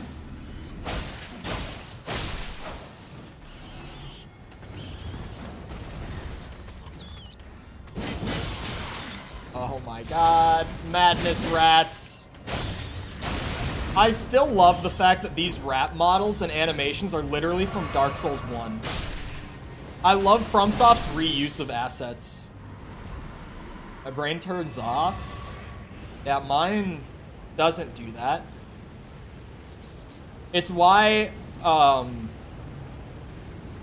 I can't remember the name for it, like the technical terminology for it, but the type of insomnia that I have is not like a biological imbalance or anything. Like, it's not like a chemical imbalance in the body, like the most common type is.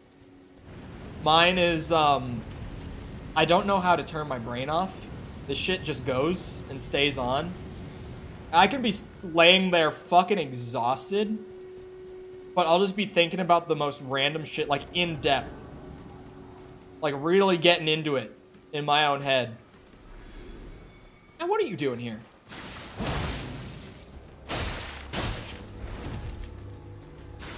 Ugh. Nothing like trying to go to sleep on time, checking your analytics before you go to sleep, and then not sleeping for a few hours as you try to think of a new content strategy in bed. That's me. Like once a week. Oh!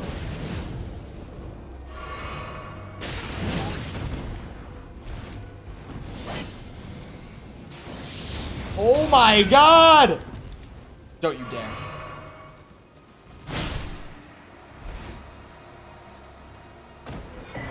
Go, because you're not. Yeah, you're right. You're completely right. However, comma. Generally, churches will appeal to both sides of that.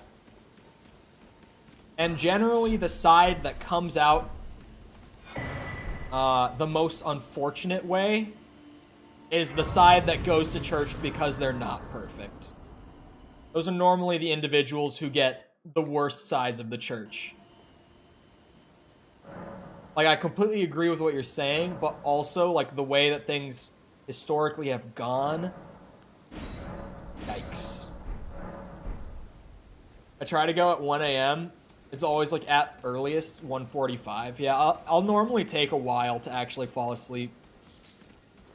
And then, pretty strong chance I'll wake up.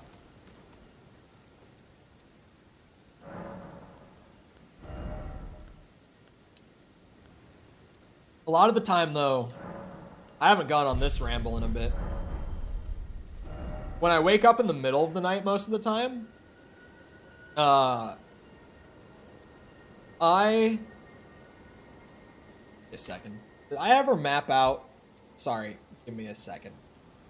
I think I forgot to map out something else. I 100% did. Oh, wait, no, I didn't. No, I didn't. Come on. We're good. We're fine.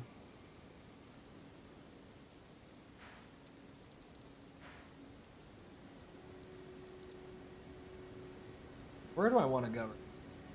If I want to get to Volcano Manor... Oh, wait. Wait. Hold on. I remember this now. If I want to get there, there's like a whole thing. I gotta jump through some sort of hoops. Where the first time...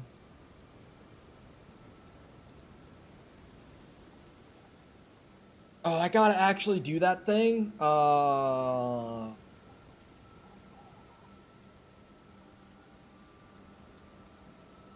Okay. Yeah, we gotta jump through some hoops for this. Where is... She's there. So I gotta do her quest line to get there most easily, at least. People have a hard time not being pious judges. Why I like small, family-oriented ones? Yeah, yeah. Most of the people who I tended to meet in those sorts of environments were, ironically, really shitty people. Like, really shitty people.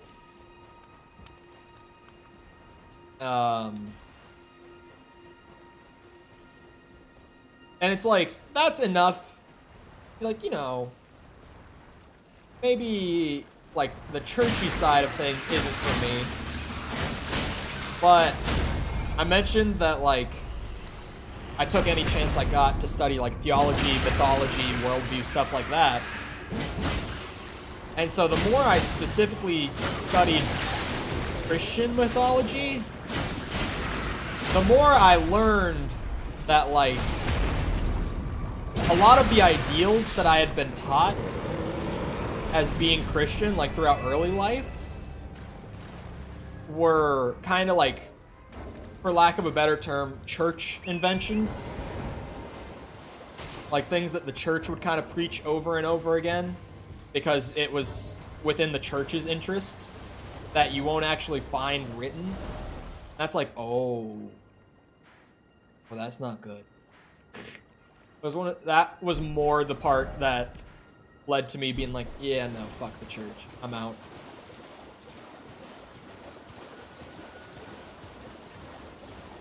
I really need to start on Christian myth. It's so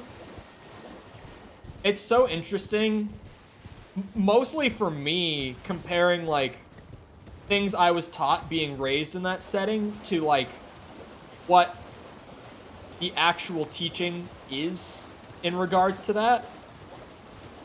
There's, like, the little innocent things, like the not swearing thing. Who knows where that came from? I have no clue where that came from. Genuinely, no idea. But then there's the darker things, like the church's teaching of hell being very different from the written teaching, like incredibly different. The thug should be resting at an abandoned home down the way. Down the way? What way? Man. Down the way. An abandoned home down the way. Is it this? Could be that.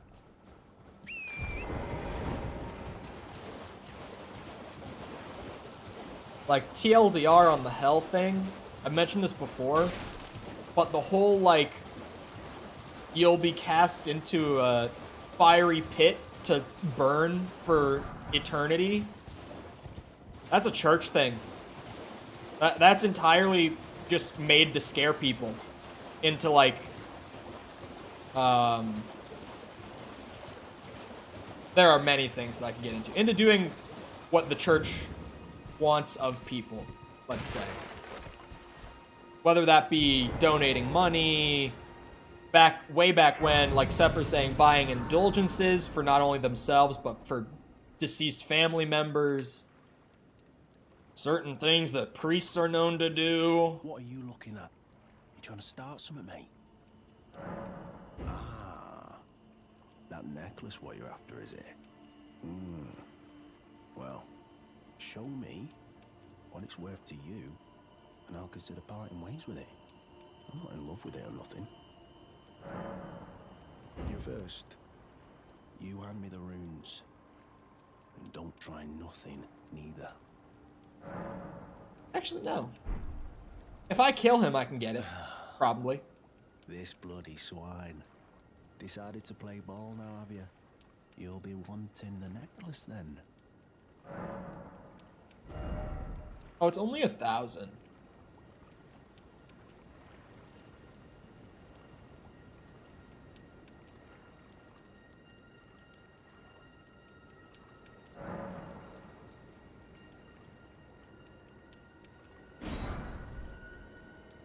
Rather delight in purgatory? It was both. All right. Take it. Thing's no damn use to anyone anyway. Your bloody idea, mate. Don't go and crying to me later.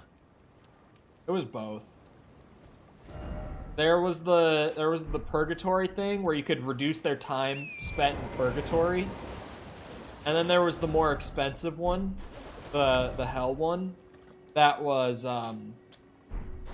essentially paying off their sins. And the church, this was the fucked up part. The church would come up with some arbitrary amount on like a case-to-case basis for the hell one. Because they would be like, who was your family member you're trying to ensure made it to the right place? And they would tell them who. And they would be like, all right, I'll have to, you know, look into it essentially. And like days later, they'd be like, yeah, so I looked into it. So-and-so is in hell. And because of the weight of their sins, it will cost input arbitrary amount of money here. And it was like, fuck, what? I must have the necklace. That's insane. Hell being a place of weeping. It's interesting, Yes. the teaching in Revelation, which currently, and this changes a lot, but currently, among like biblical scholars and theists, Revelation is considered the most accurate of the afterlife teachings currently. Because again, canon in the church and in theism and all that changes a lot, like over courses of hundreds of years. So it's kind of crazy to keep up with, but currently, theists believe that Revelation is the most current, and the teaching there is fascinating to me. Because the way it essentially goes is, whatever you seek in afterlife, also hello 6 Iron, hold on, really wild tangent. Whatever you seek is what you'll get. And the idea of hell, as it is there, is if you want to kind of like live in the filth and shit on Earth, and that's your choice, that's what hell is staying on Earth for like the duration of your afterlife. But if you seek more, like if you seek a more pure direction, heaven it is. And the teachings of what heaven is in Revelations are also fucking crazy. I don't know. So everyone will be happy eventually. Well, that's kind of the whole thing that it gets at. Is that it's like, if you choose to stay on Earth, you can choose. But like, once that decision is made, that decision is made. And like, it kind of gets at the human condition as it is not exactly what most people would call happy. It's more so like, most of your life will be unpleasant. But then you'll have these moments where things feel good or happy. And those moments make the rest of it worthwhile to a lot of people. To most people, sorry. But, yeah, so I'm looking at where to get this thing. Map link. Oh, I have to go into Dragon's Barrow anyway? Alright, I'll go fight that boss. I have to go there regardless. I don't think that's an option. It's really weird. It's one of those things that's going through a lot of thinking and studying and all that right now. And I find that idea the most fascinating by far. The whole, like, if you want to stay, stay. It's not exactly going to be the most pleasant option, but, like, sure, that's what you choose. Wait, I can kill the dragon now. When you get the choice, you would know God is real and that heaven is the very happiest place. I think you'd be... Revelations has a lot of really interesting teachings that currently are being considered, like, canon due to overall studying of, like, all of the books, right? And some of them have some really grim outlooks for a lot of people. One of the most interesting to me is that it's like the often quoted but often not actually believed necessarily things where it's like the body is, or sorry, your body is a temple thing, right? One of the super interesting things in Revelations is how it gets at the body that you have on Earth is going to be your body in the afterlife. You're not gonna get a second one. You're not gonna be disembodied. Like this is you. It's not a shell that you live within, like a lot of people often believe or teach. Like, it's you. Your body is very much you. And that gets really grim. Because then it's like beyond just like physical disabilities or whatever the fuck, right?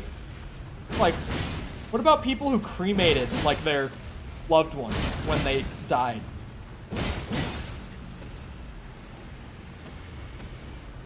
What happens with that?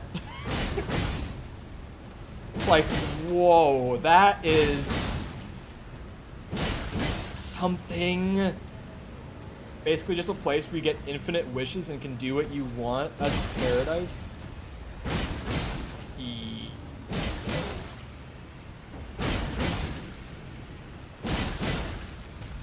No. Texas Receptus and all that is a long study. That's one of the ones that I think I read that one in high school.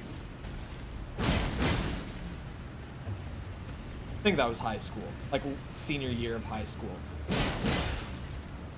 I don't want to be sand in a box. Yeah, that like teaching about the body being you and like you only get the one. That's one with some really grim outlooks.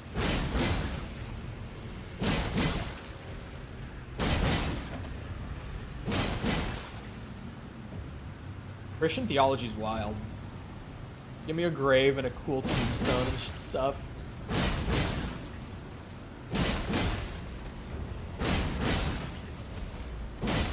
Just sitting here, getting that bleed build up. Since you're leaving anytime. Hello, user. We've still got a few minutes.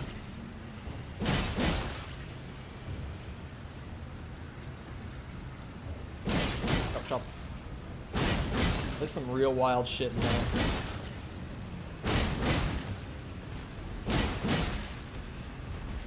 He has your hairs numbered, so I don't think the cremation is going to be a problem. What's that shadow? Oh, it's the wing. Holy shit. I thought one of those other dragons from the front side had just walked over here and was about to run my shit. I was like, uh-oh. Yeah, I don't know, man.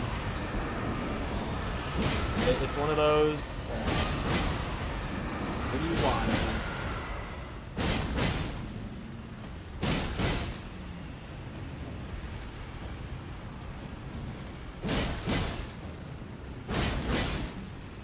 Come on.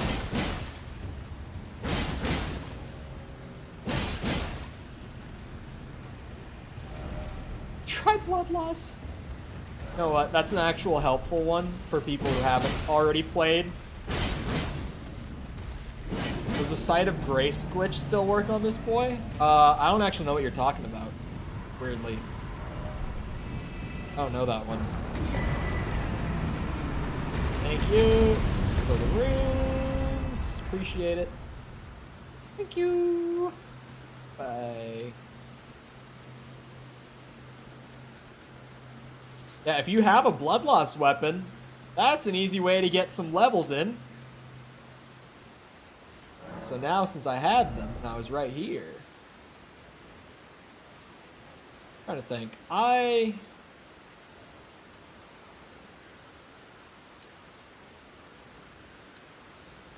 I'll grab some arcane, but generally keep going with vigor right now. Hold on, what was I gonna get my endurance to, like, by the very end? To 30. Okay.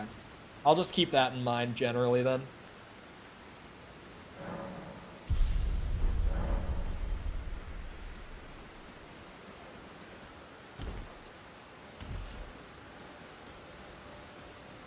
Wait. That's crazy. If that does work, I definitely wouldn't even want to do it, because that's so unbelievably game-breaking. That is insane. They probably patched that out. That would definitely be something that, like, for me, if I were working on the game, that would not be allowed to stay. That is far too broken to stay in. That's crazy.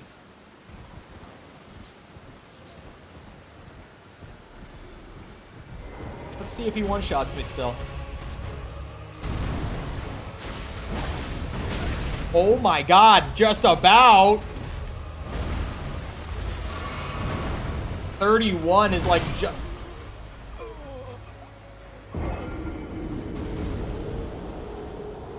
Me personally, I wouldn't have let that slide. I wouldn't have. That is an insane glitch. That's fucked. Because that's like killing that thing, like I just did, and it's like, yeah, instant 4 or 5 levels that I just got.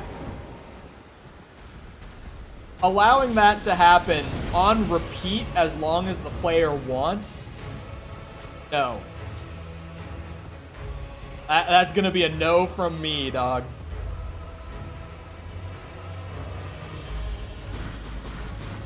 That's still him shooting at me. That's the boss over there.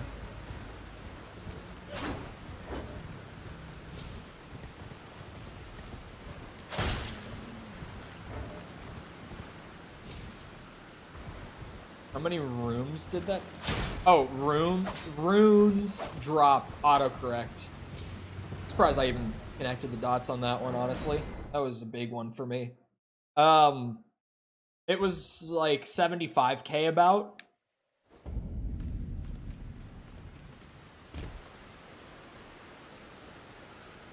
That ballpark. I'm back.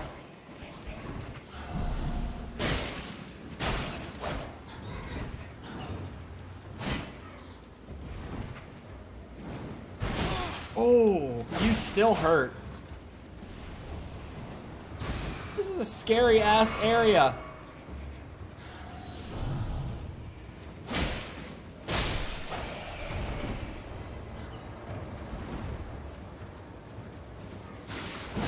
Oh, I thought he was gonna do that. I thought he was gonna zoom at me sooner. Now I'm poisoned. You fucking kidding? Uh-oh, I'm dead. Oh, wrong flask!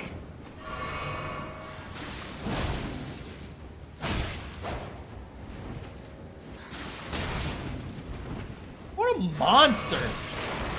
Basic enemy, by the way.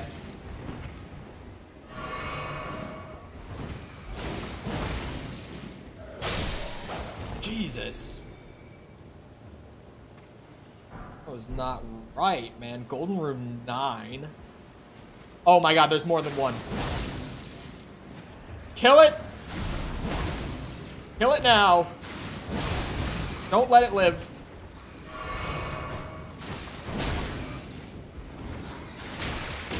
Oh my god.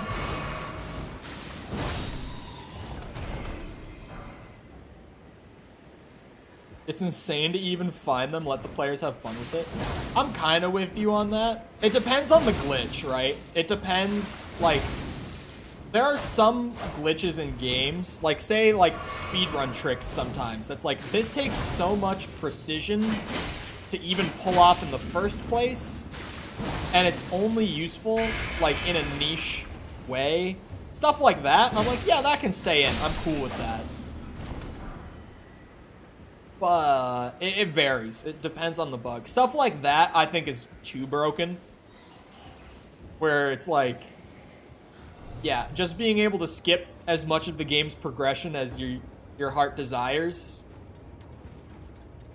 That one from me would get a no. Especially because it's not exactly like a high skill bug to pull off. Like, sit there and kill dragon in a slow and mind-numbing way, and then quickly go to grace, repeat. That one's too easy to pull off and breaks too much. On Cole's spectrum of bugs, that one does not get the pass.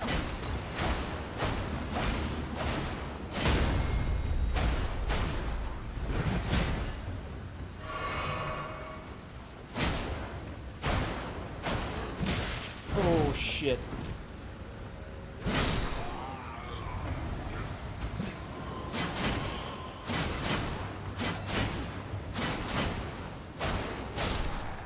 Yep. This poison's great. It's gonna be down there. Oh, there's a ladder on this. For a second, I thought it was like drop down and go back up to get out. Yeah, I got the lift thing, but it's like now that I'm here. Oh my god! What a tank of a rat! Why do you have that much health? Holy shit, man. Did that guy just block at me when he saw me? Did that just happen? Did that guy just see me and instinctively block real quick? Very funny if he did. It looked like he did. And I just heard like 3 of you spawn in too. One of you's got a tall shield. Are they gonna chase me down here? Huge.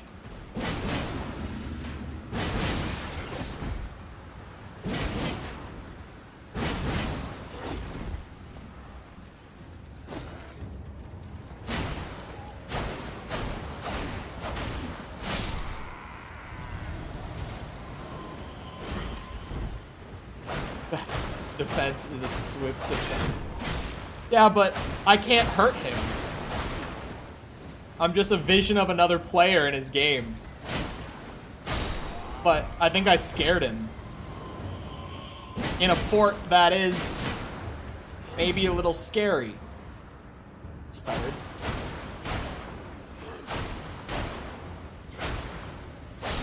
There.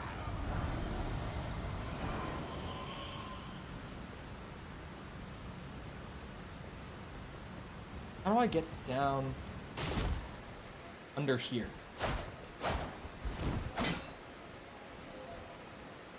There's clearly an item in there. I saw it. I saw that there was.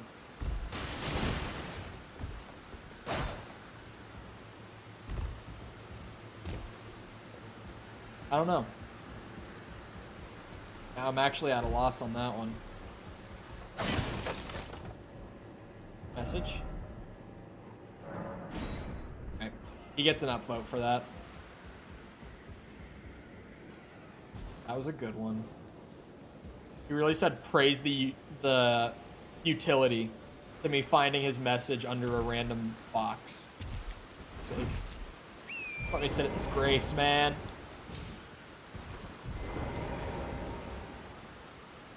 Sepper, how far are you in God of War 1 by chance? Quick question at the end.